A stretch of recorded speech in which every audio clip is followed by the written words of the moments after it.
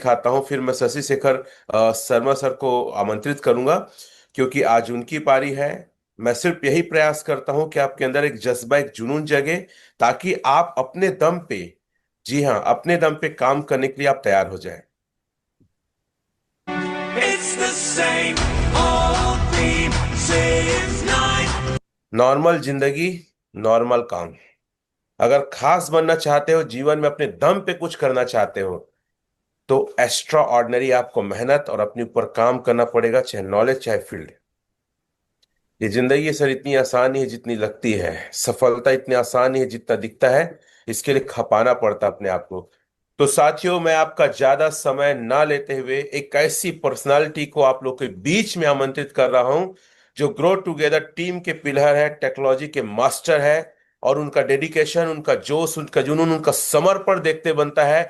जब जब grow together team या हम उन्हें आमंत्रित करते हैं, उनका सहयोग चाहते हैं, बिना कोई क्वेश्चन के, बिना कोई तर्क वितर्क के, हमेशा अपने टाइम देने के लिए तैयार रहते हैं।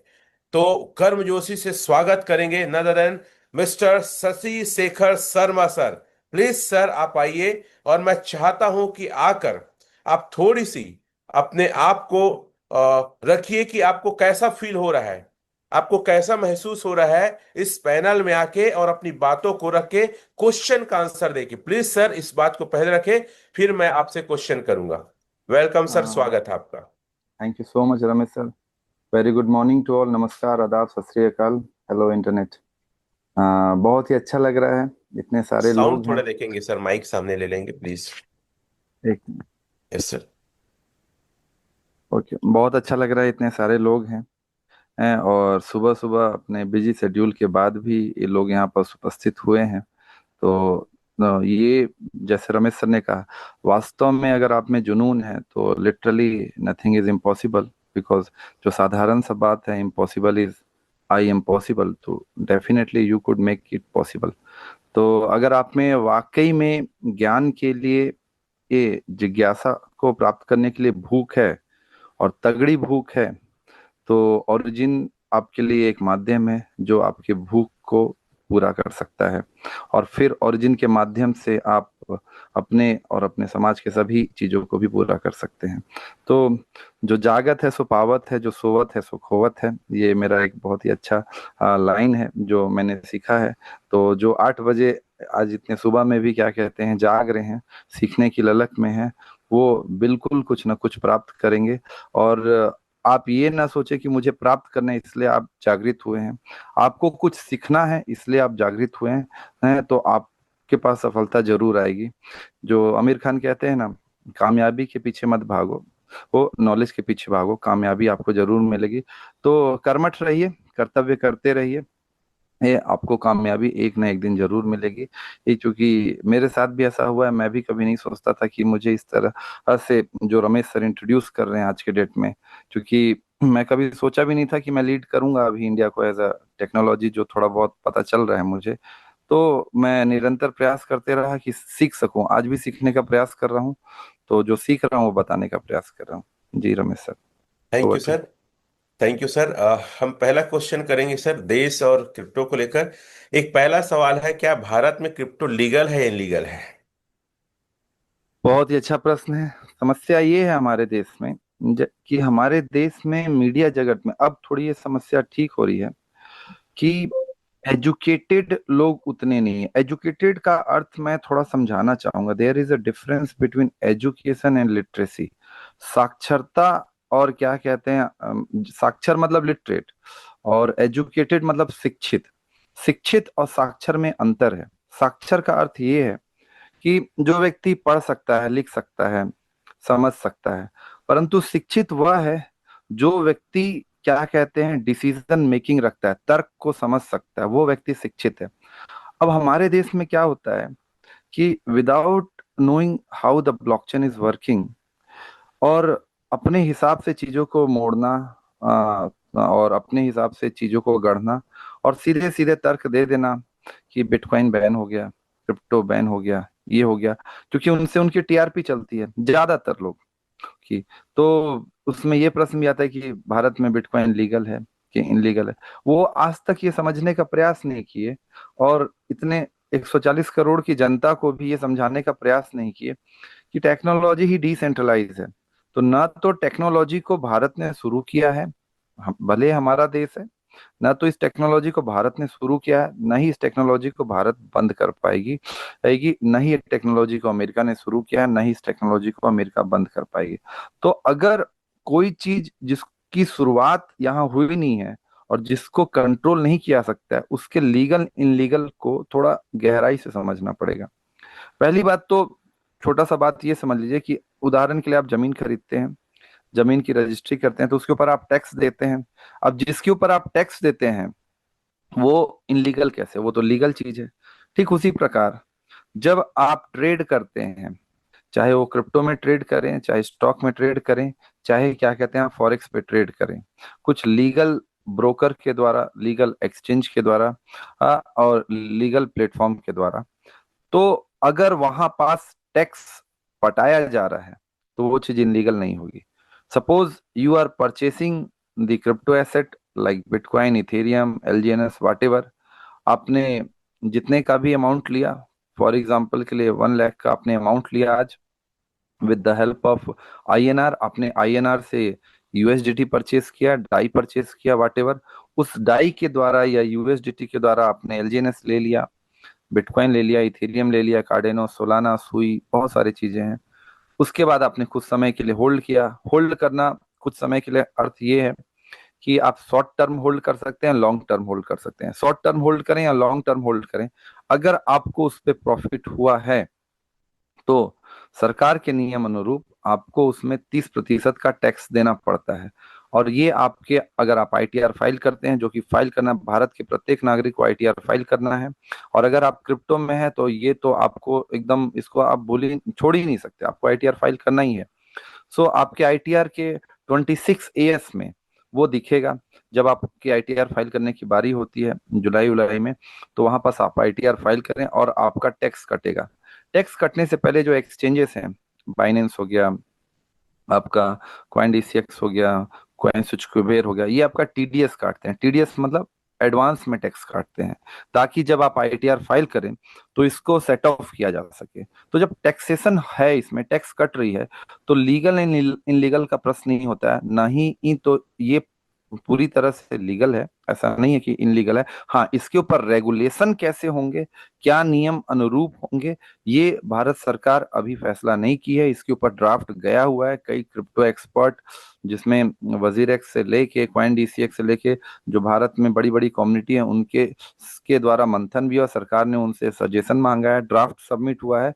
तो लीगैलिटी इज और इनलीगल का सवाल नहीं है, रेगुलेशन का सवाल है। लीगल तो ऑलरेडी है, क्योंकि basically we all are giving the 30% tax on the profit. So हाँ, भारत में क्रिप्टो लीगल है, रेगुलेशन आने वाला है। जी सर। सर एक छोटा सा इसमें ऐड ऑन करना चाहूंगा। क्या हम क्रिप्टो इनकम से देश सेवा कर सकते हैं, देश के विकास में सहयोग कर सकते हैं? क्योंकि दे- मैं ऐसा मानता हूं कि सिर्फ हम ही इनकम नहीं करें, हम देश के विकास के लिए, देश को आगे बढ़ाने के लिए हम सहयोग भी करें, हमारी ये मंशा है, ग्रो टुगेदर टीम की मंशा है। तो क्या ये पॉसिबल है, कैसे? जी बिल्कुल पॉसिबल। देखिए, प्रधानमंत्री जी कई बार कहते हैं कि अगर आप खेत में काम भी कर रहे हैं तो भी आप देश के लिए कर रहे हैं, आप ऐसा सोचिए। अगर आप गाड़ी चला रहे हैं तो भी आप देश के लिए काम कर रहे हैं। तो अगर कोई एक माध्यम मिला है जिस माध्यम से आप लोगों के फाइनेंशियल प्रॉब्लम को सॉल्व कर सकते हैं, उनको फाइनेंशियली फ्रीडम दे सकते हैं, तो बेसिकली आप उनके पैसे को ग्रो करना बता रहे हैं। अगर उनके पास पैसे आएंगे तो उस पैसे से वो बहुत सारी चीजों को खर्च करेंगे तो कई लोगों को रोजगार मिलेगा, कई लोगों को क्या कहते हैं कि जीवनी बढ़ेगी। तो आप तो देश सेवा कर ही रहे हैं ना। तो अगर आप इस माध्यम से कई लोगों के जीवन स्तर को उठाते हैं, तो भारत में जो हमारे देश में इतनी गरीबी है, उसका समाधान तो निकलेगा ही निकलेगा।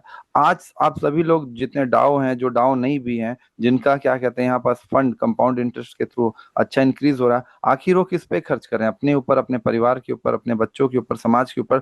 तो पैसा समाज के लोगों तक जा रहा है, तो क्या उनका विकास नहीं हो रहा है? बिल्कुल हो रहा है उनका विकास।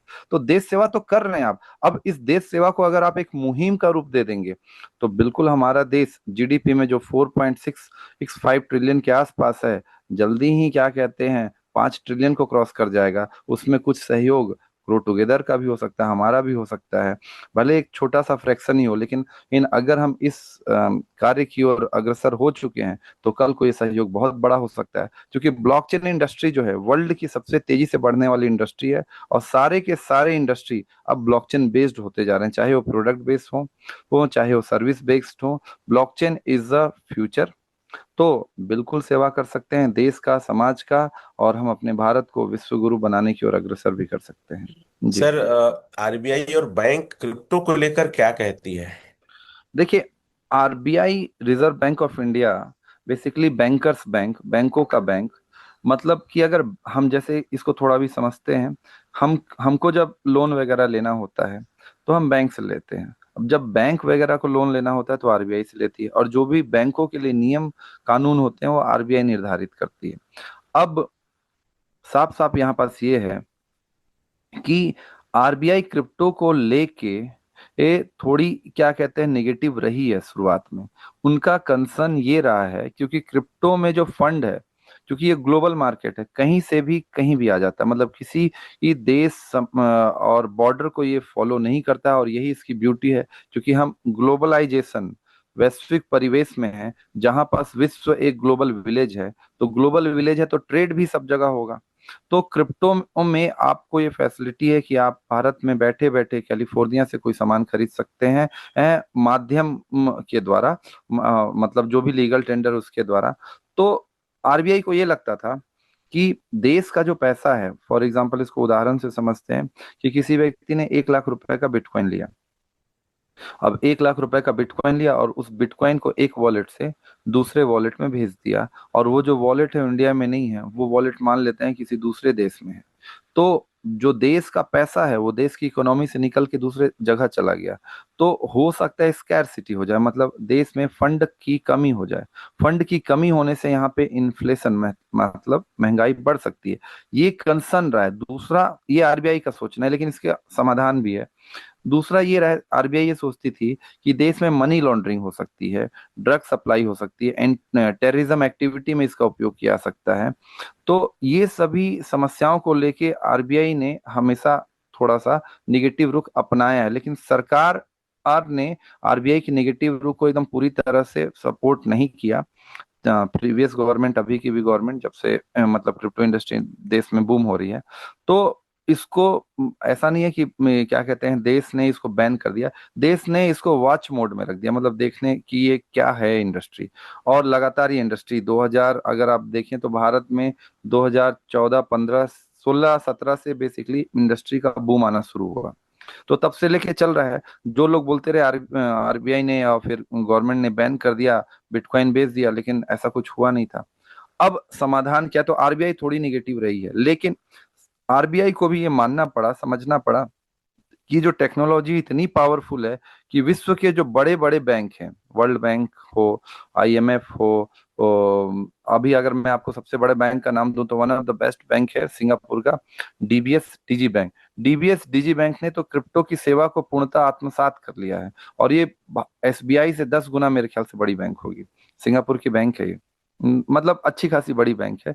10 गुना अगर मैं थोड़ा बढ़ा के बोल दिया हूँ तो माफी चाहूंगा, लेकिन बहुत बड़ी बैंक है वो।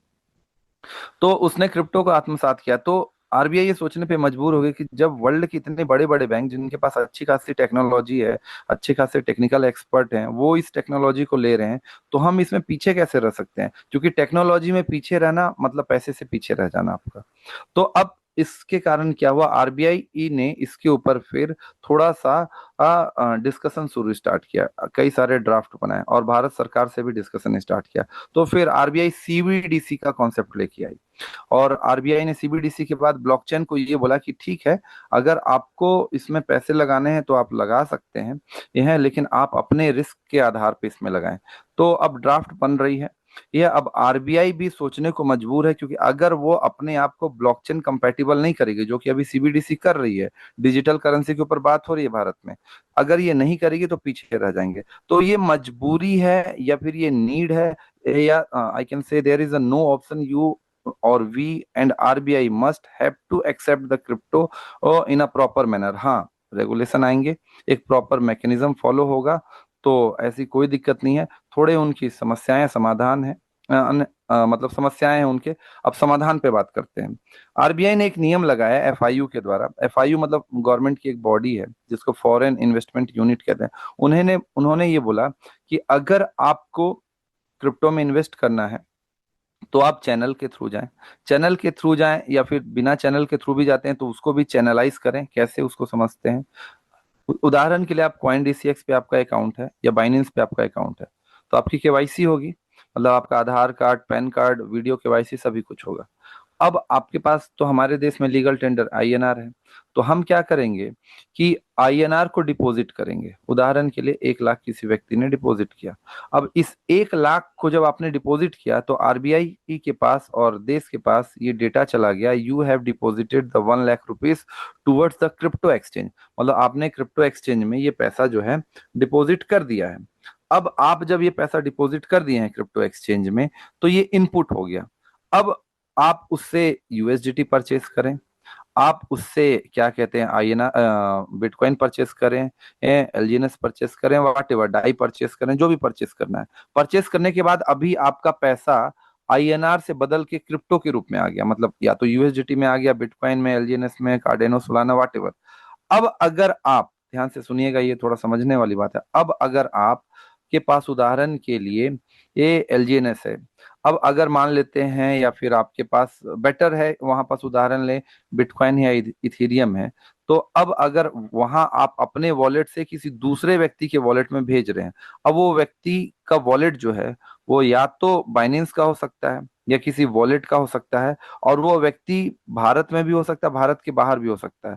अगर आप वहां से अपने क्रिप्टो एसेट को निकालते हैं तो इसको गवर्नमेंट एज अ आउटपुट समझेगी, और बाइनेंस जो है या कॉइन डीसीएक्स है ये डेटा सरकार को समर्पित कर देगी कि 1 लाख रुपए का इन्होंने 10:10 पे ये इतना लिया था, 1 लाख रुपए इनपुट दिया था, और 11:15 पे इन्होंने इतना क्रिप्टो एसेट निकाला। जिस समय क्रिप्टो एसेट निकाला उस समय इसकी कीमत 1,10,000 रुपए थी। ये डेटा चला गया, मतलब इनपुट और आउटपुट का डेटा चला गया। अब इनपुट और आउटपुट के डेटा के आधार पे क्या कैलकुलेशन होगा कि प्रॉफिट कितना हुआ। प्रॉफिट कितना हुआ? 10,000 रुपए। 10,000 रुपए प्रॉफिट हुआ तो आपको जब आप आईटीआर फाइल करेंगे उस 10,000 का 30% आपको पे करना पड़ेगा। ये नियम है। चाहे आप वहां से आईएनआर के रूप में पैसे निकालें, चाहे आप क्रिप्टो के रूप में पैसे निकालें, तो सोल्यूशन ये दिया गया कि इनपुट और आउटपुट के ऊपर उन्होंने क्या लगा दिया, मतलब मैकेनिज्म लगा दिया कि आपका इनपुट कितना हुआ, आउटपुट कितना हुआ, उसके आधार पे आपका प्रॉफिट एंड लॉस कैलकुलेट होगा। अगर आपका लॉस है तो उसकी जिम्मेदारी सरकार नहीं लेगी। ये थोड़ा सा नियम थोड़ा फेवरेबल नहीं है, लेकिन उन्होंने बोला कि लॉस है तो आप समझिए, हमको उससे मतलब नहीं है। But if you get the profit then definitely you all have to give the money. And जो टीडीएस काटना है वो टीडीएस काटने की जिम्मेदारी, एडवांस में जो टैक्स काटना है उसकी जिम्मेदारी ये सरकार ने, एफआईयू ने किसको दी? ये जो रजिस्टर्ड एक्सचेंज है जैसे कि Binance, coin DCX, coin switch वगैरह जो भी है। और जो रजिस्टर्ड एक्सचेंज नहीं है एफआईयू के साथ, भारत सरकार उसको बैन भी कर देती है। कई सारे एक्सचेंज को अभी हाल फिलहाल में बैन भी किया है। जी सर। Thank you sir. ये क्वेश्चन इसलिए भी था क्योंकि बहुत सारे हमारे जो साथी हैं जब जाते हैं फील्ड में तो जनरली ये क्वेश्चन उठता है। और ये क्वेश्चन इसलिए भी था क्योंकि हम जो ग्रो टुगेदर या हम इस फील्ड में काम कर रहे हैं, हम सच में चाहते हैं कि देश की सेवा करें, हम टैक्स पे करें और क्रिप्टो में सही तरीके से आगे बढ़े, क्योंकि हमको भी एथेंटिक नॉलेज नहीं है और हम भी कई जी। बार भटक जाते हैं, तो हम भी सीख रहे अगर हैं। जी सर, अगर सर आप बोलेंगे तो इसमें एक दो और भी कॉम्प्लिकेशन है, मैं उसको बताना चाहूंगा अगर sure sure, why not, sure. देखिए, अगर फॉर एग्जांपल अगर कोई स्टॉक मार्केट में ट्रेड करता है तो मैंने जेरोधा यूज किया या एंजल वन यूज किया, ग्रो यूज किया, चलिए ग्रो बहुत लोग यूज कर रहे हैं, म्यूचुअल फंड कर रहे हैं, एसआईपी कर रहे हैं। उदाहरण के लिए आपने टाटा मोटर्स का स्टॉक लिया 1,000 रुपए का, समझने के लिए आपने 10 स्टॉक लिया 1,000 रुपए के, मतलब 1 लाख रुपए आपने लगा दिया। ठीक है। और आपने इक्विटी बाय किया, इक्विटी मतलब शेयर बाय किया आपने, और उसके बाद आप उसको रखे हुए हैं कुछ समय तक। मान लेते हैं आपने उसको रखा 6 महीने के लिए। 6 महीने बाद जो आपका 1,000 रुपए था ये हो गया आपका कितना, मान लेते हैं 1,500 रुपए। 6 महीने बाद आपने बेच दिया तो आपको कितने का फायदा हुआ? आपको पर शेयर पे 500 का फायदा हुआ। तो आपके पास 10 शेयर थे तो 5,000 का आपको प्रॉफिट हुआ। अब मान लेते हैं ये जो 5,000 है 6 महीने के अंदर आपने 1 साल के अंदर बेचा, तो ये शॉर्ट टर्म गेन कहलाएगा इसको, क्योंकि ये पूरी तरह से रेगुलेटेड है, तो इस पे भारत सरकार ने सारे नियम बना दिए हैं। अब आपका ये जो शॉर्ट टर्म गेन कहलाया, शॉर्ट टर्म गेन पे आपको 20% का टैक्स देना है। अब इसके लिए टैक्स भारत सरकार ने थोड़ा सा पहले कलेक्ट किया हुआ था। अब ध्यान से समझिएगा, आपने 6 महीने बाद बेच दिया उसको। उसके बाद फिर आपने 6 महीने के अगले महीने फिर आपने क्या कहते हैं 2 लाख का बाय किया। ठीक है, 2 लाख का बाय किया। टीसीएस का जो शेयर था 1,500 रुपए पे था। हाँ, 1,500 रुपए पे आपने बाय किया और 1,500 से वो डाउन होके समझने के लिए 900 रुपए पे आ गया। मतलब आपको अच्छा, या 1,000 पे आ गया चलिए, मतलब आपको 500 का पर शेयर पे लॉस हो गया और आपने लॉस में भी बेच दिया उसको। तो उसके 5 महीने बाद आपने बेच दिया, 1 साल से कम ही का समय है। तो यहाँ पास तो आपका लॉस हुआ। तो लॉस हुआ तो आईटीआर जब आप फाइल करते हैं तो 1 साल का आप आईटीआर फाइल करते हैं। 1 साल में आपको कितना प्रॉफिट हुआ, कितना लॉस हुआ। तो अल्टीमेटली आप सभी चैट बॉक्स में लिखें कि आपने पहले जब लिया था 1,000 का, 1,500 रुपए में आपने बेचा, 5,000 का प्रॉफिट हुआ। फिर आपने 1,500 का लिया, 1,000 में बेचा तो आपको लॉस हुआ। तो आप मान लेते हैं आपने 800 रुपए में बेचा, तो आप ये बताएं कि प्रॉफिट जितना हुआ था और लॉस जितना हुआ था, तो 1 साल में ऑल ओवर आप प्रॉफिट में है कि लॉस में है? चैट बॉक्स में लिखें, आप बताएं प्रॉफिट में है कि लॉस में है। आपने 800 रुपए में बेचा 1,500 का खरीद के, शुरुआत में आपने 1,000 रुपए में बेचा था, लॉस में है। बिल्कुल सही। ये यहाँ पास लिखा गया है कि लॉस में है। तो यहाँ पर स्टॉक मार्केट में क्या होता है कि आपका ऑल ओवर जो प्रॉफिट है एंड लॉस है वो सेट ऑफ होता है, स्क्वायर ऑफ होता है। तो मतलब आप जब आईटीआर फाइल करेंगे तो आप लॉस में 1 साल में दिखाएंगे तो आपको उसके ऊपर टैक्सेशन नहीं देना है। बट क्रिप्टो में ऐसा नहीं है। सपोज आपने बिटकॉइन परचेस किया 1 लाख रुपए का, 1 लाख रुपए की बिटकॉइन की वैल्यू जो है आपकी, उदाहरण के लिए 1,20,000 हो गया और आपने उसको बेच दिया तो 20,000 के प्रॉफिट में है। फिर उसके 6 महीने बाद आपने 1,20,000 में बिटकॉइन परचेस किया और बिटकॉइन की वैल्यूएशन आ गई 90,000 में। तो अभी आप यहाँ पास लॉस में हो। तो 1 साल का अगर ऑल ओवर देखा जाए तो यहाँ पास भी आप लॉस में हैं। लेकिन लॉस से सरकार को मतलब नहीं है यहाँ पे। आप जो प्रॉफिट में हैं, क्योंकि आप 20,000 के प्रॉफिट में थे, तो उस पे आपको टैक्स देना पड़ेगा।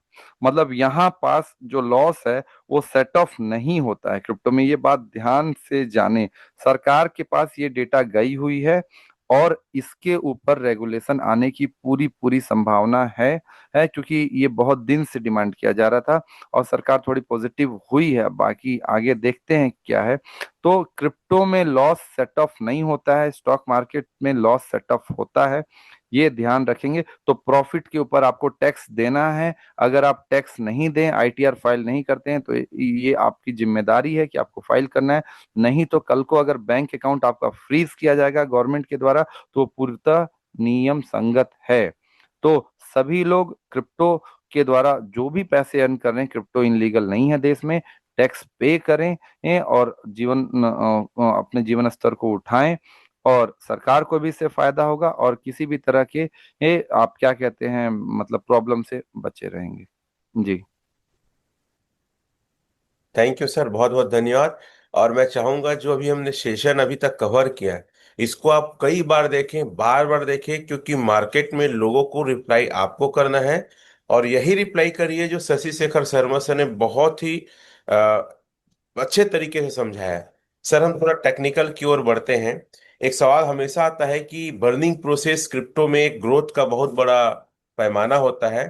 तो हमारे साथी जानना चाहेंगे कि सर, नल एड्रेस जो बर्न होता है वो कहाँ है, कैसे देख सकते हैं, क्या वाकई में बर्न हो रहा है?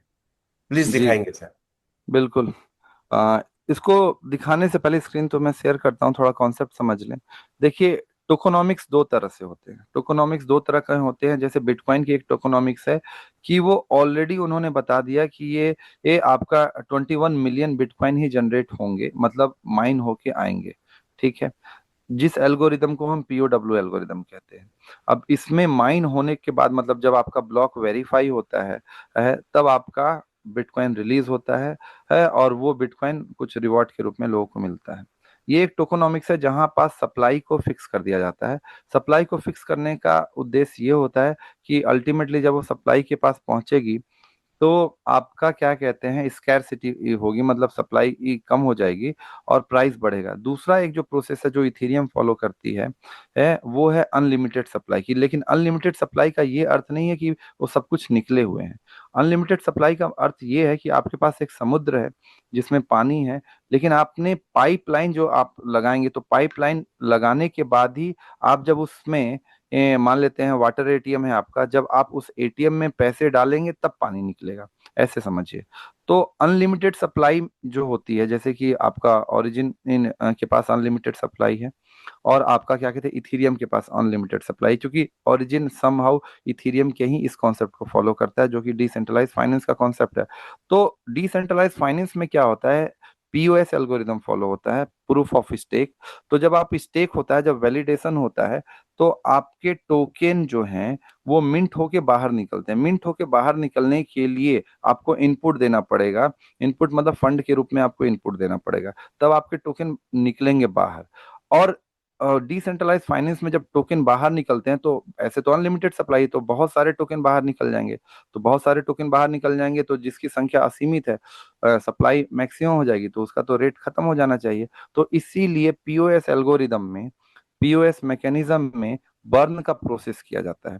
तो बर्न का प्रोसेस इथीरियम में भी है, बर्न का प्रोसेस क्या कहते हैं आपका एलजीएनएस में भी है। तो पहले तो ये मन से शंका हटा दें आप कि बर्न का प्रोसेस आपका एलजीएनएस में है कि नहीं है, because LGNS is basically the decentralise finance, like the yesterday I already have told.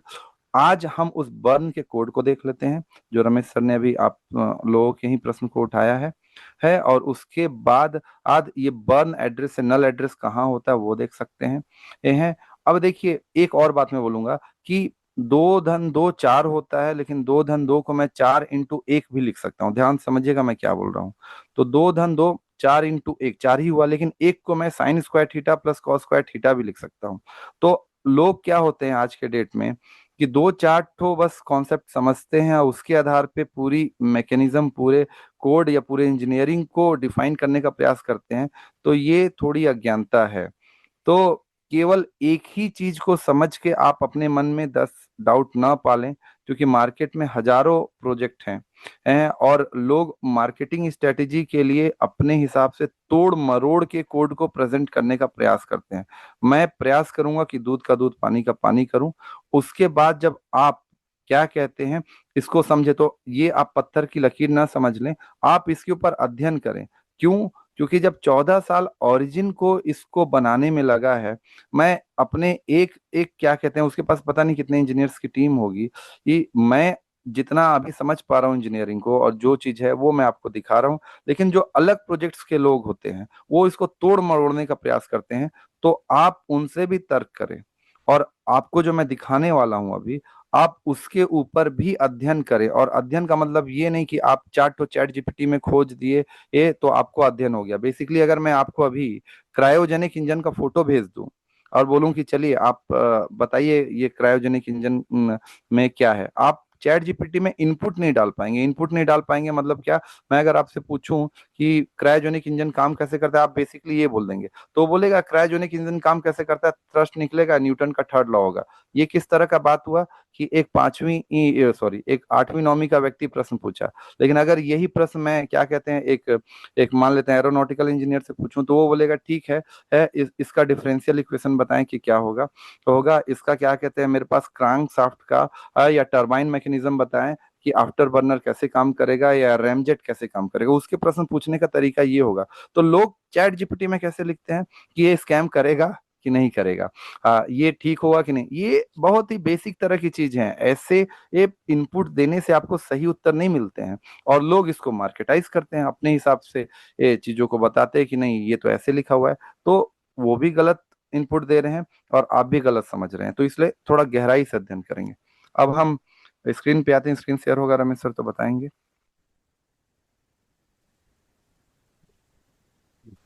Is it my screen visible? Yes sir, screen share है। Okay. So first of all हम आते हैं ओरिजिन एलजीएनएस पे। ये डेक्स टूल है। डेक्स टूल पे ये contact address है हमारा, ये आप जो देख रहे हैं F00F1। मैं इसको ओपन कर देता हूँ। Right now I am on the contact address of the origin एलजीएनएस। अब इस कॉन्ट्रैक्ट को मैं क्लिक करता हूँ, तो मैं जैसे ही क्लिक करता हूँ तो मेरे सामने एक कोड ओपन हो जाता है। अब लोग क्या समझ लेते हैं ना कि ये कोड लिखा हुआ है तो हम तो चैट जीपीटी से इस कोड को पूरी तरह से समझ ही जाएंगे, बस यहाँ पास एक तो लिख देंगे, बताइए, इस कोड को कॉपी करेंगे लोग, और इस कोड को कॉपी करने के बाद इसको लिख देंगे चैट जीपीटी में, बोलेंगे स्कैम करेगा कि नहीं करेगा। अरे स्कैम करेगा नहीं करेगा आएगा। अभी अभी ये न्यूज़ दिखा रहा हूँ मैं आपको, ये देखिए ये न्यूज़ थोड़ा सा, यूएस चाइना टाई अप, मतलब अभी एक बात आया था कि इन लोगों ने जो टैरिफ वाला बात है उसके ऊपर अभी बात करेंगे और सॉर्ट आउट करेंगे। कल तक क्या कहते हैं, जो बिटकॉइन था 1.10 एक समथिंग पे आ रहा था, देखिए शार्प अप आ गया, एक न्यूज आया और यहाँ पे मार्केट अप हो गया। तो अब ये बताइए कि स्कैम करेंगे कि नहीं करेंगे। अभी डोनाल्ड ट्रंप ने कुछ दिन पहले क्या बोला कि हम चाइना के ऊपर 100% का टैरिफ लगा रहे हैं क्योंकि वो रेयर अर्थ मटेरियल नहीं दे रहा है। अब आप लोग क्या करते हैं, ज्यादातर लोग जो मैंने देखा है मार्केट में, वो क्या करेंगे, इसको कॉपी करेंगे, स्कैम करेंगे नहीं। दो धन दो चार ही नहीं होते हैं सर इतना आसानी से, मतलब 5वीं का भी गणित है, 10वीं का भी गणित है और पीएचडी का भी गणित है। तो आप ऐसे करके सोचेंगे, देखिए ऐसे करके लिख देते हैं क्या इस कोड में कुछ प्रॉब्लम है, ऐसे है। अरे आप किस स्तर पे उनसे पूछ रहे हैं प्रश्न, वो पहले पूछें, तो डीप में पूछें और उसके हिसाब से इंटरप्रेट कर देते हैं। और मार्केटिंग स्ट्रेटेजी वाले लोग यही करते हैं और लोग उनके बातों में आ जाते हैं। तो ऐसा ना हो। अब चलिए मैं एक कोड ओपन किया आपके सामने। बर्न के एक जगह मैकेनिज्म नहीं है, बर्न के बहुत जगह मैकेनिज्म है। बर्न के मैकेनिज्म को समझने के लिए आप समझे कि फंक्शन क्या होता है। फंक्शन का ही मेन काम होता है किसी काम को कराना। तो मैं फंक्शन पे आता हूँ। चलिए यहाँ से आप देखना स्टार्ट करते हैं। देखिए, एक सेकेंड,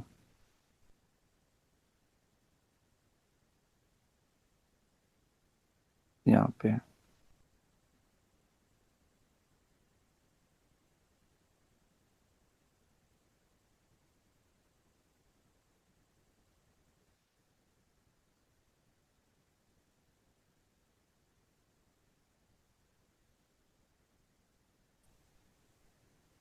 शशि सर, जी जी जी, एनोटेशन आवाज को बंद आपका, कर दीजिए। ये बार बार रोज ऐसे क्यों परेशान करते हैं लोग, एक second sir.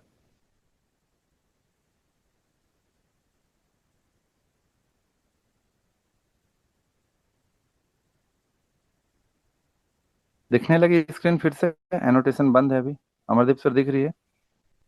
Yes sir. Okay.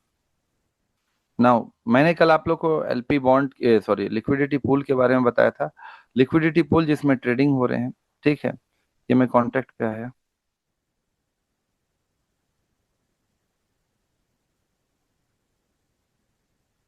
ये फंक्शन, ये है वो कोड हमारे पास।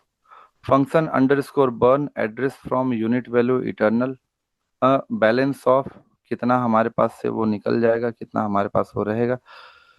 ये पहला कोड जहां से बर्न हो रहा है। ऐसे करके बहुत जगह कोड आएंगे, एक जगह नहीं आएंगे। एक मिनट और दिखाते जाता हूँ मैं। यहाँ ये क्लियर है रमेश सर, लोगों ने देखा, मैं हाईलाइट किया हूँ, ये कोड है, यस सर। ठीक है, बर्न, ठीक है। आगे दिखाता हूँ। क्या ये बर्न दिख सकता है, कितना एलजीने से भी बर्न हुआ है सर? नहीं, ये मैथमेटिकल है सर, ये डायनेमिक फॉर्मूला होता है, ये कोई स्टैटिक फॉर्मूला नहीं है। आज उदाहरण के लिए इसको भी समझिए, थोड़ी सी ये भी कॉम्प्लिकेशन है। अभी उदाहरण के लिए, यहाँ पे सेल हुआ, यहाँ पे बाय हुआ 955, तो ये प्रति सेकंड बदल रहा है, कौन स्टेक कर रहा है कौन अनस्टेक कर रहा है, कितना इनपुट हो रहा है कितना आउटपुट हो रहा है, कितने के हिसाब से ग्रोथ चल रहा है। तो ये सब जो हमारे पास फॉर्मूला होते हैं मैथमेटिक्स, जिसको बोलते हैं सॉफ्ट कोडिंग, ये सॉफ्ट कोडेड है। और इंजीनियरिंग में सॉफ्ट कोडिंग ही की जाती है क्योंकि रन टाइम हो रहा है, मतलब ये कोई स्टैटिक नहीं है। जैसे कि उदाहरण के लिए आपने एक पौधा लगाया और आप बोले कि पहले दिन 1 सेंटीमीटर इस ये पौधा बढ़ा है, उदाहरण के लिए, तो आप सोचेंगे चलिए अगले दिन भी 1 ही सेंटीमीटर बढ़े, ऐसा कोई जरूरी नहीं है ना। अगले दिन उसको खुराक ज्यादा मिल गया तो ज्यादा बढ़ गया, उसके अगले दिन पानी मिला ही नहीं तो वो नहीं बढ़ा। तो ये डायनेमिक प्रोसेस है जिसको रन टाइम बोलते हैं। लीनियर इक्वेशन नहीं है यहाँ पे, यहाँ पास डायनेमिक इक्वेशन है। तो इसीलिए ये सॉफ्ट कोडेड होते हैं, और सॉफ्ट कोडेड के हिसाब से बर्न में इनपुट कितना जा रहा है आउटपुट कितना जा रहा है वो पता चलता है। और ये चीज अगर आपको देखनी है समझनी है तो आपको पॉलीगॉन के ब्लॉकचेन में जाना पड़ेगा। पॉलीगॉन के ब्लॉकचेन में जाने का मतलब ये नहीं कि ये पॉलीगॉन के ब्लॉकचेन में, पॉलीगॉन के अंदर इंटरनली किस तरीके से डेटा जा रहे हैं, सप्लाई हो रहे हैं वो, और वो चीज पॉलीगॉन कैसे करती है, वो पॉलीगॉन की स्पेशलिटी है, और वो चीज इथीरियम कैसे करती है, इथीरियम की स्पेशलिटी है।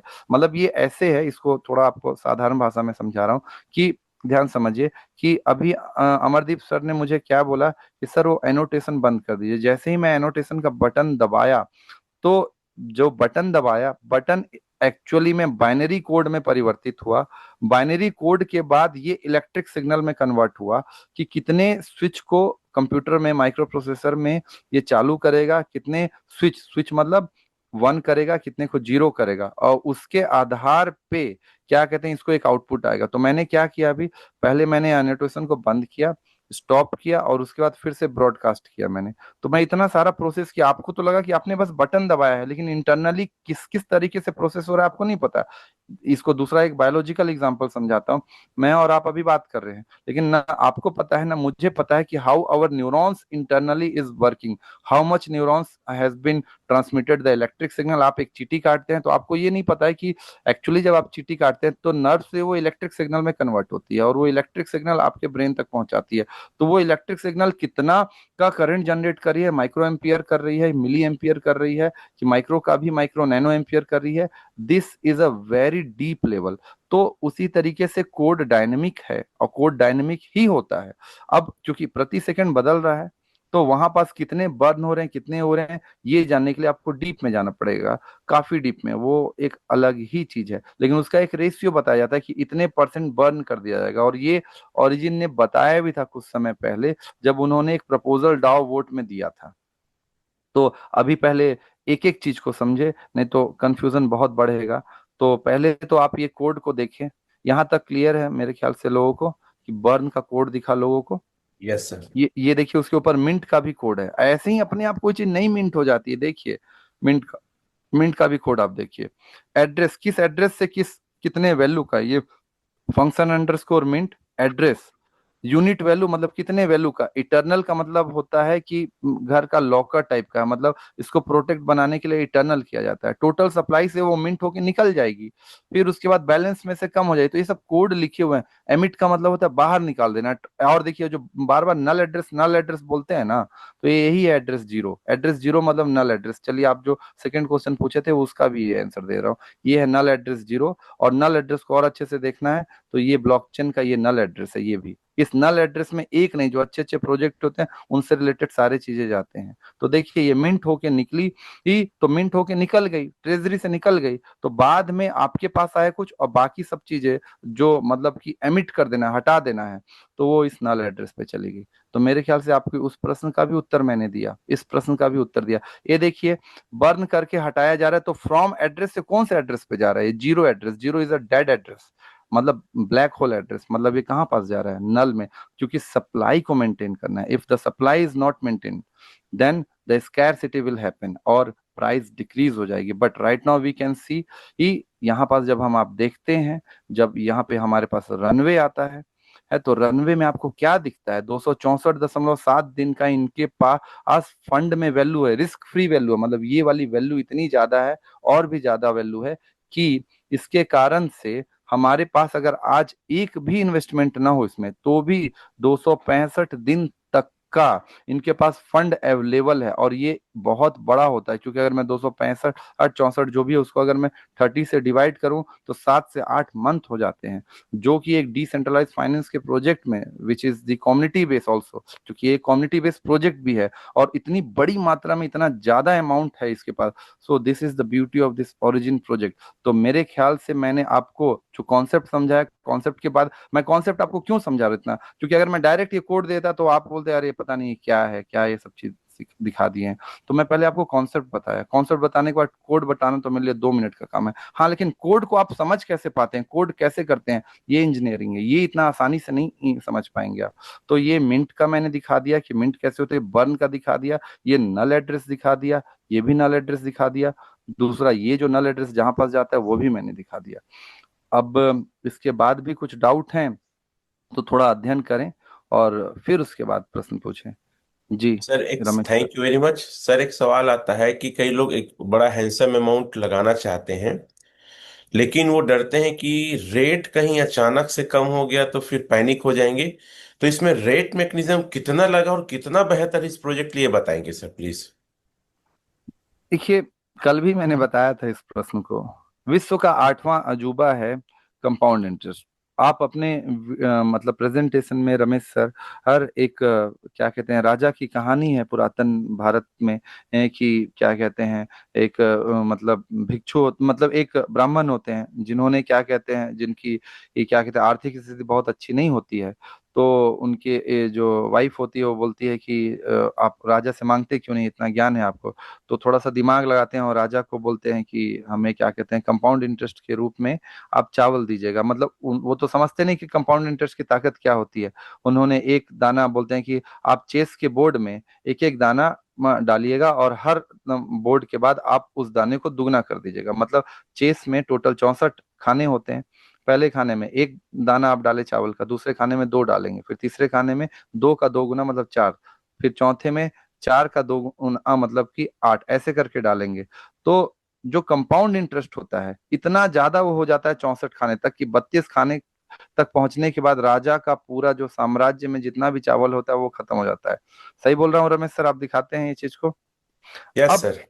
अब कंपाउंडिंग के पावर में आप ये बोलते हैं कि सर हम एक अमाउंट डाल रहे हैं, for example whatever the amount you are are giving towards the origin LGNS. आपने उदाहरण के लिए $20 पे खरीदा, मान लेते हैं $20 का प्राइस है, ठीक है। आपने $20 पे ओरिजिन एलजीएनएस का टोकन परचेस किया, और $20 से प्राइस जो है वो कम होके $10 पे आ गया। अब कंपाउंडिंग हो रहा है।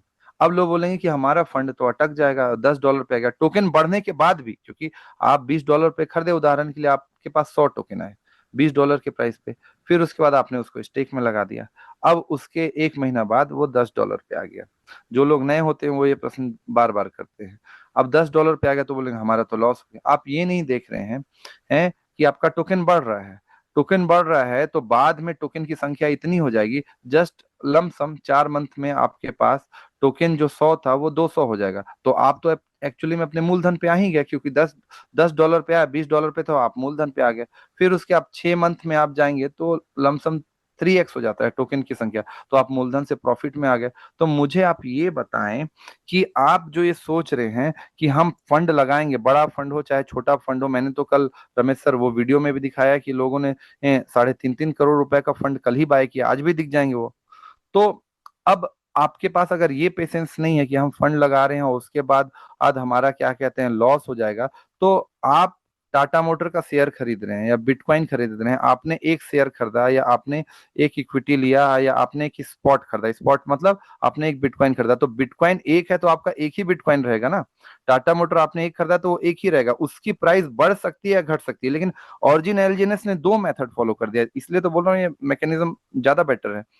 इन्होंने क्या किया कि आप जो भी टोकन परचेस करें, टोकन तो कंपाउंड इंटरेस्ट से बढ़ ही रहा हो। कंपाउंड इंटरेस्ट विश्व का 8वां अजूबा, इतना ज्यादा बढ़ जाता है क्योंकि यहाँ पे ग्राफ लीनियर नहीं चलता, यहाँ पे ग्राफ एक्सपोनेंशियल चलता है। जब ग्राफ इस तरीके से चलता है तो आपके पास टोकन की संख्या बढ़ गई, तो टोकन की संख्या बढ़ गई तो आपका जो प्राइस है, आपने जो फंड लगाया वो रिकवर हो जाएगा। अब मुझे ये बताएं कि आप बिटकॉइन खरीदें या टाटा मोटर खरीदे और टाटा मोटर और की क्या कहते हैं प्राइस गिर गई, तो आप क्या करेंगे, वेट ही ना करेंगे ये, क्योंकि आपके पास टाटा मोटर तो नहीं बढ़ रही है। तो क्या आपको वहां पे लॉस नहीं होगा? वहां पास लॉस होने की ज्यादा संभावना है, क्यों? क्योंकि प्राइस गिर गया। लेकिन यहाँ पास लॉस होने की संभावना उससे कहीं कम है, क्यों? क्योंकि यहाँ पे टोकन बढ़ रहा है। कुछ दिन का वेट करिए। और अगर जीवन में पेशेंस नहीं है, धैर्य नहीं है, रातों रात अंबानी या एलन मास्क बनना की सोचते हैं, तो ऐसा फॉर्मूला तो मैंने अभी तक नहीं देखा। बिना मेहनत के सुबह सुबह इतने सारे मोटिवेशनल वीडियोस चलते हैं, ये हैं रमेश सर चला रहे हैं, बाकी लोग चला रहे हैं, उसके पीछे का उद्देश्य क्या है आपका, कि आप क्या कहते हैं सही तरीके को फॉलो करें, धैर्य जीवन में लाएं, तब आपको होगा। लालच से हटें, मेहनत से भागे नहीं। आप मेहनत पे रहेंगे, सही तरीके के सही मैकेनिज्म को समझेंगे आप, तो आपके लॉस होने की संभावना यहाँ ना के बराबर है। जी। Thank you sir. एक सवाल इसी से जुड़ा होता है कि जो एपीवाई है परसेंट है, ये किस बात पे डिपेंड रहता है और ये कितना फ्लक्चुएट हो सकता, कितना ऊपर नीचे आ सकता है। कई बार मैंने ये चीजों को बताया है, फिर मैं स्क्रीन शेयर करके बताता हूँ, दिखाता हूँ, देखते हैं, समझते हैं। स्क्रीन दिख रही है सर? Yes sir. इसको देखने समझने के लिए हम लोगों को वो आपके इसमें आना पड़ेगा, इसमें वाइट पेपर में, ओरिजिन के वाइट पेपर में। एक मिनट, यहाँ पे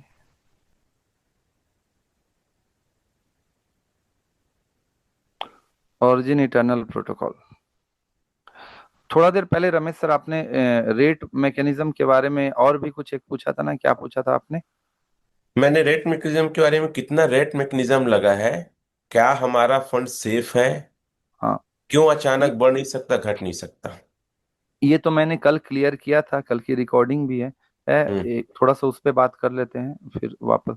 कि ट्रेजरी में आपका 56 करोड़ 68 लाख 98 हजार 233 डॉलर क्या कहते हैं रिजर्व है। रिजर्व में पेट्रोल की तरह का है। और एक एलजीएनएस एक डाई से बैक्ड है। तो अगर एलजीएनएस की प्राइस एक डाई तक पहुंचती है तो ये सारे पैसे, बहुत बड़ा अमाउंट होता है। कल मैंने आप लोग को मात्र 3.5 $3.5 मिलियन का मैंने आपको बाय दिखा था। यहाँ पास तो करोड़ों डॉलर है। इतने सारे के सारे ये क्या होंगे, डॉलर यूटिलाइज हो जाएंगे, मतलब ये ट्रेजरी बॉन्ड एक्टिवेट हो जाएगा, ये वाला मेथड। और ये पूरी तरह से क्या कर लेगा, बाय कर लेगा, और जो आपका प्राइस है अगेन बूम कर जाएगा। और सारे के सारे टोकन जो वो बाय करेगा उसको बर्न कर देगा। और हमने अभी तक ये देखा है कि जो प्राइस है, अगर मैं डेक्स टूल पे भी जाऊं तो आज तक प्राइस जो है आपका 8.84 से नीचे नहीं गया। अभी नीचे डाउन ट्रेड हुआ था कुछ समय पहले, लेकिन 9.2 9.3 से ही बाउंस बैक उस प्राइस ने मार लिया। तो कम्युनिटी ही इसको डाउन नहीं होने दे रही है। और फिर भी रेट कैलकुलेशन, अगर आप यहाँ पास जाके $2 पे भी रेट कैलकुलेशन करते हैं तो आपका कोई लॉस तो होता नहीं है। यहाँ पास ये तो हर लीडर बताता है, एक साल में 100 टोकन की संख्या हो गई 1126। अरे आप $2 पे भी रखेंगे ना तो भी आपका 2x हो जाएगा। आप $1 पे भी रखेंगे तो आपका मूलधन निकल जाएगा। और अगर आप में इतना भी धैर्य नहीं है तो जो लोग ट्रेडिंग में लॉस करते हैं, भारत सरकार के नियम अनुरूप कि 90% लोग ट्रेडिंग में लॉस करते हैं, लेकिन ट्रेडिंग वो फिर भी करते हैं, या चाहे वो फॉरेक्स में करते हैं, चाहे वो क्रिप्टो में करते हैं, चाहे स्टॉक में करते हैं। और वो उस चकाचौंध में जाके अपना पैसा बर्बाद कर देते हैं। मैं बोलता हूँ ट्रेडिंग करिए, ट्रेडिंग में कोई दिक्कत नहीं, ट्रेडिंग करना चाहिए, हम भी करते हैं, मैं ट्रेडिंग एक्सपर्ट भी हूँ। लेकिन अगर आपके पास 100 रुपए है तो 100 रुपए में से आप केवल 20% का ट्रेडिंग करिए, क्योंकि आपका नॉलेज नहीं है उसके ऊपर। आप फंडामेंटल ड्रॉ नहीं कर पाएंगे कि चार्ट कैसे रीड करता है, कौन सा आप क्या कहते हैं इंडिकेटर्स लगाएंगे या क्या एल्गोरिदम आप फॉलो करेंगे, और आप अपना पैसा लॉस कर जाएंगे। और ये प्रूफ डेटा है कि 90% फंड लॉस होता है। तो केवल अपने 20% का ट्रेड करें, बाकी कंपाउंडिंग में लगाएं, अच्छे अच्छे इक्विटी में लगाएं, बिटकॉइन इथेरियम में लगाएं, शेयर के अच्छे अच्छे में लगाएं। और इस तरीके से आप चलें। अगर आप एक मैकेनिज्म फॉलो नहीं करेंगे तो आपका हर जगह लॉस होगा, चाहे आप ओरिजिन में हो, चाहे आप क्या कहते हैं किसी में भी हो, स्टॉक में हो, फॉरेक्स में हो, क्रिप्टो में, हर जगह लॉस होगा। लेकिन अगर आपके पास एक स्ट्रेटेजी है तो आप अपने पैसे को लॉस होने से बचा लेंगे। तो रेट मैकेनिज्म ये था। अब एपीवाई को लेके देखिए, एपीवाई के बारे में मैंने क्या बताया था, एनुअल परसेंटेज यील्ड, ये काम कैसे करता है ये कई बार मैंने बताया है, लेकिन चलिए ये पुराने हो गए हैं। इसका बात भी ओरिजिन ने डीप में आपका यहाँ पास दिया हुआ है ओरिजिन कॉन्ट्रैक्ट इकोनॉमिक्स में। देखिए how this mechanism create an economic fly wheel, यहाँ पास अगर आप देखेंगे तो ये एपीवाई का मैकेनिज्म है। मैं सबको डिटेल में करूंगा बट अभी शॉर्ट में थोड़ा सा देखें। अगर सप्लाई बढ़ती है ओरिजिन एलजीएनएस टोकन की तो प्राइस घट जाएगा, ये साधारण गणित है। अगर प्राइस घटता है तो प्रीमियम लो हो जाता है, मतलब जो बॉन्ड वगैरह ये सब परचेस होते हैं इसमें उनके प्रीमियम लो हो जाते हैं। अगर लो प्रीमियम होगा तो लोग क्या करेंगे, सोचेंगे खरीद लेते हैं भैया, क्योंकि ये रिस्क फ्री वैल्यू आ गया, RV RFV हमारे पास जो मैंने अभी आपको दिखाया था। तो इससे प्राइस इंक्रीज होने की संभावना कर दी जाएगी। अब अगर प्राइस इंक्रीज होगा तो बॉन्ड ओपन हो जाते हैं, और बॉन्ड में उनको डिस्काउंट मिलता है तो लोग बॉन्ड खरीदने लगते हैं। बॉन्ड जितना ज्यादा परचेस होगा, बॉन्ड का पैसा का बहुत बड़ा पोर्शन है ना आपका किस में जाता है, ट्रेजरी में जाता है। ट्रेजरी में जाएगा मतलब खजांची में जाएगा, मतलब प्रोटोकॉल उतना स्ट्रांग होगा। जितना ज्यादा बॉन्ड परचेस होते हैं यह उतना ज्यादा हायर एपीवाई होगा। ये एक मैकेनिज्म, लेकिन ऐसे करके और मैकेनिज्म फिर उन्होंने बताया कि हायर एपीवाई होगा तो डिमांड बढ़ेगा, तो लोग स्टेक करेंगे, गेम थ्योरी यहाँ पे लग जाएगी। जो 3 3 का स्टेक है यहाँ पे गेम थ्योरी लग जाएगा। गेम थ्योरी थोड़ी देर में मैं समझाता हूँ, समझाया भी हूँ कई बार। यहाँ पास वो गेम थ्योरी लग जाएगा। गेम थ्योरी लगेगा अगर, तो मोर डिमांड होगा, प्राइस इंक्रीज होगा, और ये फ्लाई व्हील इस तरीके से चलता रहेगा। अगर ये जो ऐसा चलता है, इसी कारण से हमने देखा है कि यहाँ पास हमारे पास, मैं बोलता हूँ कि अगर ये जो प्राइस है ना, जो 12.79 समथिंग इस सब पे चल रहा है, अगर प्राइस $5, $6 और $7, 8.84 के नीचे गया नहीं, लेकिन फिर भी मैं बोल रहा हूँ $5, $6 से लेके $15 के बीच भी खेलेगा ना, आप इसमें अपना मतलब एक अच्छा खासा क्या कहते हैं रिटर्न जनरेट कर लेंगे। जीवन स्तर आपका काफी बदल जाएगा। तो प्राइस को लेके इतना कंफ्यूजन नहीं होना चाहिए। ये और जो कि आता है, जो कि स्वाभाविक बात है, तो धीरे धीरे जब जब डीप में स्टडी करेंगे तो आपको प्राइस को लेके कंफ्यूजन और डाउट नहीं होगा, क्योंकि ये प्रोजेक्ट प्राइस से बड़ा कंपाउंड इंटरेस्ट का है। छोटा सा चीज का कंपाउंड इंटरेस्ट, एक चावल का दाना 33 खाने तक पहुंचने तक पूरे राजा का साम्राज्य बन जाता है। और एक चावल का दाना मात्र, यहाँ पास एक टोकन की एक जो टोकन है आपका एलजीएनएस, वो टोकन भी आपका कुछ सालों में कई सीआर बना सकता है। तो this is the power of compound interesting, you have to understand the power of compound interest. If you could decode the compound interest concept, then आप स्वयं उत्तर प्राप्त कर लेंगे कि प्राइस मैकेनिज्म से कोई दिक्कत नहीं है। फिर भी लोगों के मन में आते हैं कुछ सिंपल तरह के डाउट कि सर ये शुरुआत में तो बहुत ज्यादा प्राइस पे था, यहाँ तक गया, उसके बाद फिर ग्राफ ये हुआ। तो देखिए, जब शुरुआत में कोई प्रोजेक्ट आता है, तो उस प्रोजेक्ट को फेमस करने के लिए कई प्रमोटर्स आते हैं। तो वो लोग क्या करते हैं, उस प्रोजेक्ट पे पैसा लगाते हैं। तो पैसा अच्छा खासा लगाया गया और प्राइस को पंप किया गया, मतलब लिक्विडिटी प्रोवाइड की गई।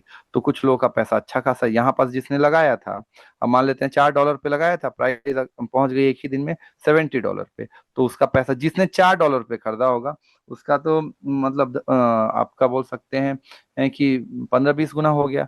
जिसने यहाँ पे बीच में यहाँ पास परचेस किया होगा, उसका 8 गुना हो गया होगा। तो ये लोग परचेस किए, फिर उसके बाद भी यहाँ पास नहीं रुके, प्रमोटर बोले कि नहीं, this is the very good project. इन लोगों ने उसको ये डे का ये देखिए, मैंने डे का चार्ट ओपन किया है ना, तो मतलब एक एक दिन में प्राइस किस तरीके से मूव किया है, मैं वो चार्ट ओपन किया हूँ। तो फिर देखिए, ये पंप किया गया मतलब लिक्विडिटी डाला गया, प्रमोटर्स ने पैसा डाला। उसके बाद जिन लोगों का पैसा यहाँ पास गया, तो लोग तो अपने हिसाब से स्वतंत्र हैं, लोग लालची भी हैं।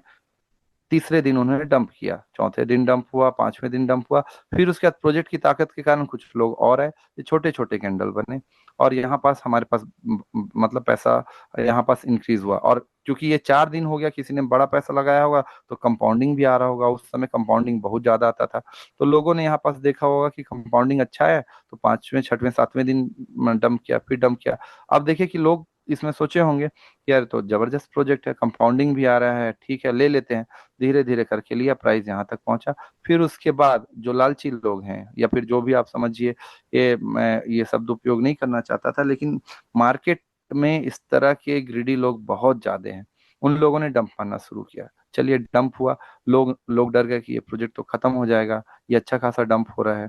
उसके बाद फिर क्या होता है, कुछ समय के बाद आप ये वॉल्यूम देखेंगे, ये जो नीचे वॉल्यूम जा रहा है, फिर उसके बाद छोटे छोटे ऑर्गेनिक बायर्स आने लगे, मतलब रिटेल्स आने लगे, ये जिनको मैं ऑर्गेनिक बायो टेक्निकल लैंग्वेज में बोलता हूँ, ये आने लगे। और इस प्रोजेक्ट का देखिए वॉल्यूम, ये वॉल्यूम इंक्रीज होना स्टार्ट हुआ। अब ये प्रोजेक्ट स्टेबल होना स्टार्ट हो गया, स्टेबल होना स्टार्ट हो गया, मतलब जो भी पंप एंड डंप का मैकेनिज्म था, पंप एंड डंप करने वाले लोग थे, वो लोग यहाँ से बाहर हो गए, वो उन लोग अपना प्रॉफिट बुक कर लिए। और उसके बाद ऑर्गेनिक बायर आ गए। ऑर्गेनिक बायर आने के बाद छोटे बड़े अमाउंट लगाने लगे, और जो हो सकता है प्रमोटर भी होंगे, वो भी सोचेंगे अरे यार ये प्रोजेक्ट तो अभी भी अच्छे से चल रहा है, थोड़ा सा पैसा और लगा देता हूँ। ये देखिए, इस तरह से हमारे पास प्राइस इंक्रीज हुआ, ऑर्गेनिक बायर आए, वॉल्यूम लगातार इंक्रीज होता गया, और ये प्रोजेक्ट चलता गया। तो रेट का मैकेनिज्म इतना स्ट्रांग कि अब इसमें पंप एंड डंप उस स्तर पे इसलिए नहीं हो पाता है, क्योंकि यहाँ पास जो आप ये सर बार बार मैं बोलता हूँ, ये जो लिक्विडिटी आप देख रहे हैं ना, ये 430.7 मिलियन, फिर आप ये जो मार्केट कैप देख रहे हैं, ये इतनी बड़ी लिक्विडिटी है कि सच में इसको कुछ खास फर्क ही नहीं पड़ रहा है बाकी के कम्युनिटी बेस्ड प्रोजेक्ट से, पंप एंड डंप से। पंप एंड डंप होगा, लोगों का विश्वास ऐसा बढ़ गया है कि ये फिर से क्या कहते हैं इंक्रीज हो जाएगा। अभी $9 पे जब रेट जाने लगा था, लोग सोचा अरे ये तो खत्म हो गया, ये खत्म हो गया भाई एकदम, बहुत सारे लोग निकाल लेते हैं पैसा। और जिन लोगों ने उस $9 पे खरीदा है, उनका पैसा तो आज मेरे को लगता है 1 से 2 महीना में ही 1.5 से 2 गुना हो गया होगा। एम आई राइट रमेश सर? बिल्कुल सर, बिल्कुल। अब आगे बढ़ते हैं यहाँ पास। तो एपीवाई को लेके आप जो डाउट है, क्योंकि आप लोगों ने मैकेनिज्म ही नहीं पढ़ा है कि ये मैकेनिज्म कैसे करता है। ये एक मैकेनिज्म है, इसके बाद का मैकेनिज्म है द गेम थ्योरी, और द गेम थ्योरी के बाद का मैकेनिज्म है हाउ मच होल्डर्स। अब लोग अपने हिसाब से मैथमेटिक्स बना देते हैं। क्या बनाते हैं पता है? मैथमेटिक्स, कि इतने होल्डर हैं तो इतने के हिसाब से इतना वॉल्यूम होना चाहिए। वो ये नहीं जान रहे हैं कि प्रतिदिन बर्न हो रहा है, प्रतिदिन क्या कहते हैं बफर एड्रेस पे है। वो अपने हिसाब से क्या मैकेनिज्म बनाते हैं कि इतने एलजीएनएस $4 पे इतने एलजीएनएस डिप्लॉय हुए थे, इतना करंट इंडेक्स है इसका, तो इतने आज हो जाने चाहिए। ये इतने हो जाने चाहिए तो इतने क्यों नहीं, इससे ज्यादा क्यों है।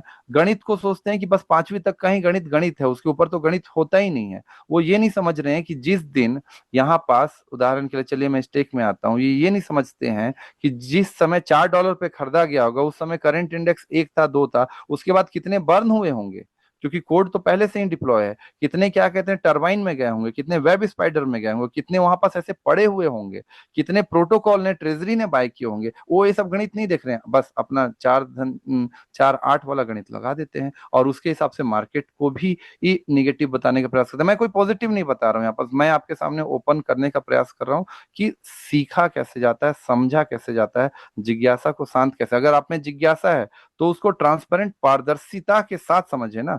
अगर आप मन में पहले से ही ये भाव बना लिए हैं कि ये नहीं, ये तो ऐसा ही होना चाहिए, so you already have made some kind of conclusion in your mind and you are just trying to verify your conclusion, you are not trying to get the actual answer. So actual answer में APY बढ़ रहा है घट रहा है, current index इतना हो रहा है, तो एपीवाई बढ़ने के घटने के पीछे ये मैकेनिज्म लगा हुआ है, फ्लाई व्हील। और फ्लाई व्हील के अलावा आपके पास ये गेम थ्योरी लगा है। मैं गेम थ्योरी फिर से समझाऊंगा आज। आज ये गेम थ्योरी को एक्सप्लेन करूंगा मैं, प्लेज क्या है, बॉन्ड क्या है, सेल क्या है, स्टेकिंग क्या है, 303 क्या है, 1,3 क्या है, समझाता हूं मैं थोड़ी देर में। तो लोग इस तरीके से जो अपने हिसाब से मैनिपुलेशन के साथ समझने का प्रयास करते हैं ना, तो उसके कारण वो अपना भी लॉस करते हैं और बाकी लोगों का भी लॉस करते हैं। तो इसको थोड़ा समझे। अब होल्डर्स की संख्या अगर ज्यादा होगी, जो कि अभी देख रहे हैं आप कि ये होल्डर्स की संख्या बढ़ रही है, यहाँ पास 1 मिनट, यहाँ पे दिख जाएगा आपको। ओ, ये होल्डर्स की संख्या आपके पास थोड़ी सी बढ़ रही है। कहाँ गया होल्डर्स? ये थोड़ा सा अभी, हाँ, 1.57 मिलियन होल्डर्स, मतलब लगभग 15,70,000 होल्डर्स हो गए हैं। ये हालांकि ब्लॉकचेन से देखेंगे तो ज्यादा सही होगा, कैसे देखना है किसी और दिन हम बता देंगे। तो ये डेटा अगर मान लेते हैं अभी सही है तो लगभग 16 लाख होल्डर्स हुए। तो जितने ज्यादा होल्डर्स होंगे तो एपीवाई का जो मैकेनिज्म होता है कि रिवॉर्ड इकोसिस्टम में लोगों के ऊपर डिस्ट्रीब्यूट होता है, तो एपीवाई थोड़ी कम होती है।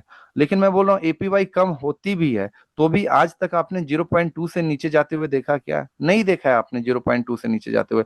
अगर मैं इस एपीवाई को, आ जाते हैं 0.2 ही कर देता हूँ, मान के चलिए 0.2 है लमसम, और मैं यहाँ पास 100 करता हूँ और यहाँ पास मैं 1 साल करता हूँ, 944। अरे 9 गुना हो रहा है टोकन की संख्या। आप लोग का दिमाग उमाग ठीक है थोड़ा? 5 साल में म्यूचुअल फंड में पैसा 2 गुना होता है क्या कहते हैं, पोस्ट ऑफिस में पैसा को 2 गुना होने में 10 साल लग जाता है। जब यहाँ पास एपीवाई अपने निचलिम स्तर पे होगी 0.2 पे, तो भी पैसा 7 से 8 से 9 गुना पैसा, मतलब टोकन हो रहा है। अब टोकन का प्राइस जो भी हो, मतलब आपका फंड तो भी 2 गुना हो रहा है, 3 गुना हो रहा है। आप लोग मतलब कितना, मतलब आप लोग सोचने लगते हैं, मतलब ये तो वही वाला हिसाब है कि पहले हमारे पास कुछ नहीं था, हम क्या कहते हैं खेत में काम कर रहे थे या फिर हम जो भी चीज कर रहे थे, अब अचानक से पैसा आ गया तो हम अपने क्या कहते हैं आधार को ही भूल जाते हैं कि आधार क्या है। ये 7 से 8 गुना आपके पास टोकन हो जा रहे हैं साल भर के अंदर में। प्रोजेक्ट 5.5 बिलियन पे पहुंच गया है और आप बोलते हैं, आप सोचते हैं कि अरे ये तो बहुत कम दे रहा है। तो जाइए उस तरह के प्रोजेक्ट में, जिस तरह के प्रोजेक्ट में बोलेंगे कि आपका 1% आ रहा है, 3% आ रहा है, 4% आ रहा है, और उसके बाद क्या होता है आपका वो प्रोजेक्ट 1 महीना बाद, 1.5 महीना बाद स्कैम करके भाग जाता है। तो जाइए ना रिटर्न के चक्कर में, रिटर्न के चक्कर में प्रोजेक्ट के मैकेनिज्म को नहीं समझेंगे, लॉस करके आएंगे। वहां भी लॉस कराएंगे, यहाँ पे भी लॉस कराएंगे, सब जगह लॉस कराएंगे। क्यों? क्योंकि आप में धैर्य नहीं है, आप में चीजों को समझने की ललक नहीं है, इच्छा नहीं है। तो और आप रातों रात सोच रहे हैं अंबानी बन जाए। एलन मस्क के वीडियोस देखिए, वे और भी लोगों के वीडियो देखिए, 7th क्लास से कोड कर रहा है, उसके बाद से सोच रहा है। स्पेस एक्स की जब कंपनी बनानी थी उसको, तो उसने क्या किया था, अपने घर को गिरवी रख दिया था, अकेले काम पे उठा हुआ सोचा था, और उसने एक कमिटमेंट किया है कि मैं अपनी क्या कहते हैं डेड बॉडी को पृथ्वी पे नहीं रहने दूंगा, मैं मरूंगा तो मंगल ग्रह पे ही मरूंगा। ये कॉन्फिडेंस है उस, तो वो कॉन्फिडेंस कहाँ से आता है, जब उतना मेहनत होता है। और लोग यहाँ पर सोचते हैं कि हम तो रातों रात एलन मस्क ही बन जाएंगे, जैसे कि एलन मस्क के पास तो इंजीनियर्स नहीं है, एलन मस्क के पास बुद्धिजीवी इंटेलेक्चुअल्स नहीं है, बिजनेसमैन नहीं है, इकोनॉमिस्ट नहीं है कि जो उनको ये समझा नहीं पा रहे होंगे। तो थोड़ा सा सोच को बढ़ाएं सर। देख रहे हैं यहाँ पर कितनी वैल्यू हो रही है, मैं बोल रहा हूँ इसको और आधा कर दें, इसको 4 गुना, इसको ना आधा कर दें, तो भी ये कितना हो रहा है, 4x हो रहा है। 4x एक साल में, मैं बोल रहा हूँ टोकन की प्राइस गिर भी जाएगी तो भी 2x होगा। 2x पैसा कम होता है इतने बड़े प्रोजेक्ट के लिए जहां पास इस तरीके से आ रहा है, आपको स्वयं सोचना है। आगे बढ़ते हैं रेट मैकेनिज्म के पे, गेम थ्योरी पे। मैं गेम थ्योरी कंटिन्यू करूं सर कि ज्यादा हो गया? नहीं, करिए कंटिन्यू, कोई दिक्कत नहीं सर। ठीक है, गेम थ्योरी को मैं फिर से समझा रहा हूँ। मेरे को एक एग्जांपल बहुत अच्छा लगता है किसान वाला। आप एक गांव में हैं, मान लेते हैं आप उस गांव में निवासी हैं, हम सभी उस गांव की पॉपुलेशन 1,000 है। वहां पास 2 बड़े किसान हैं और उन दोनों का ही क्या कहते हैं आपका जमीन भी है, ये सॉरी उनका ही दुकान भी है। उन दोनों ने क्या कहते हैं चावल उगाया, वो सबसे बड़ी मात्रा में चावल वहीं उगा। तो 100 बोरा चावल पहले किसान ए ने स्टेक किया, मतलब रखा अपने पास, और दूसरे किसान ने भी 100 बोरा रखा। दोनों किसान आपस में बात करते हैं, बोलते हैं इस साल पानी वगैरह काफी कम पड़ा है, अकाल की स्थिति थी, तो बहुत ज्यादा मेहनत लग गया है चावल ओवल को मतलब उगाने में।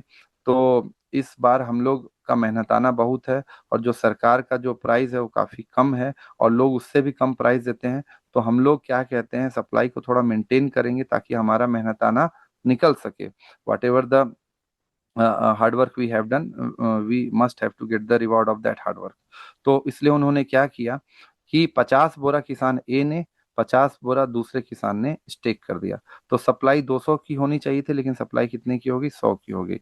तो अब लोग आ रहे हैं, क्योंकि लोग तो 1,000 हैं, अब जब लोग 1,000 आ रहे हैं वहां पास, तो लोग जब परचेस करने जाएंगे तो सप्लाई कम हो गया, तो सप्लाई कम हो गया वहां पास, तो प्राइस क्या होगा हमारा, इंक्रीज होगा। तो यहाँ पास आप देखिए ये मैट्रिक्स है, 3x3 का मैट्रिक्स है। जिन्होंने मैथमेटिक्स पढ़ा है वो समझ सकते हैं, और जिन्होंने मैथमेटिक्स नहीं जाना है तो भी बहुत आसान है। और ये मान लेते हैं ये आपका रो है, और ये क्या है, ये नीचे वाला ऐसे वाला कॉलम है। रो एंड कॉलम मतलब पंक्ति और स्तंभ में इसको क्या कहते हैं, रिप्रेजेंट किया गया है। तो अगर पहला व्यक्ति, पहला किसान और दूसरा किसान दोनों स्टेक करते हैं तो इसको 3,3 बोलते हैं। तो इसके कारण स्टेक कर रहे हैं, अब अगर वो स्टेक बॉन्ड में करते हैं तो और फायदा होता है। अगर दोनों स्टेक करते हैं तो इससे क्या होगा, सप्लाई मेंटेन रहेगी। ये और क्या कहते हैं रेट, और जो रेट छोड़िए, एपीवाई, रेट गलत में बोल दिया, एपीवाई, एपीवाई बढ़ती है। अगर उसमें एक व्यक्ति स्टेक करता है दूसरा निकालता है, तो भी प्रोटोकॉल ठीक ठाक चलता है। मतलब आप समझिए क्या हुआ कि दूसरे किसान के पास उसके परिवार वाले कुछ जाते हैं हम और बोलते हैं कि हमने सुना है कि आप स्टेक करके रखे हैं 50 बोरा, इतना दिक्कत हो रहा है, बच्चा लोग को नहीं मिल रहा है खाने पीने के लिए, थोड़ा 2-3 गो बोरा हमको दे दीजिए अलग से। पहला वाले किसान को कहाँ पता चलेगा, तो उनकी बातों में आ जाता है और कुछ अपने बेच देता है। मतलब वो सप्लाई को थोड़ा सा क्या किया, इंक्रीज कर दिया। तो चलिए उस थोड़ा सा पैसा उसको मिल गया, लेकिन ये बात किसको पता चल गया, किसान एक को पता चल गया। वो बोला कि आप ऐसे करेंगे तो हम भी करेंगे, तो दोनों के दोनों सेल करने लगते हैं। तो यहाँ पास क्या है कि एक व्यक्ति प्रॉपर स्टेक करे और एक व्यक्ति थोड़ा बहुत निकालते रहे, तो ये सेकंड वाला मैकेनिज्म होता है। अब क्या हुआ, तो मतलब एक किसान बेच रहा था, दूसरा अभी भी स्टेक कर रहा था। बाद में क्या हुआ, जब पता चल गया तो क्या हुआ कि दोनों बेचने लगे ये वाला। तो उस केस में प्रोजेक्ट के ऊपर क्या हो जाएगा, सप्लाई बढ़ जाएगी, अचानक से सप्लाई बढ़ जाएगी तो रेट डाउन हो जाएगा। और हमारे पास क्या कहते हैं प्रोटोकॉल कमजोर हो जाएगा। कोई एक बेचे कोई एक सेल करे तो भी प्रोटोकॉल में दिक्कत नहीं होगा। अगर क्या कहते हैं दोनों स्टे करेंगे तो प्रोटोकॉल मजबूत होगा। और ये फ्लाई व्हील तो मैंने आपको बताया ही। अब ये जो मैं आपको उदाहरण दिया उसको थोड़ा और आसानी से समझते हैं। इसको ओरिजिन ने पहले ही डिफाइन किया हुआ है। यहाँ पास देखिए प्रिजनर डायलेमा ओरिजिन ने लिखा है, ये उसका व्हाइट पेपर है। इसको समझते हैं। यहाँ पास यहाँ तक क्लियर हुआ क्या रमेश सर? आगे बढ़ूं? यस सर, आगे बढ़िए सर। अब प्रिजनर डायलेमा एक बहुत गजब का कॉन्सेप्ट है computer science and mathematics and logical field में।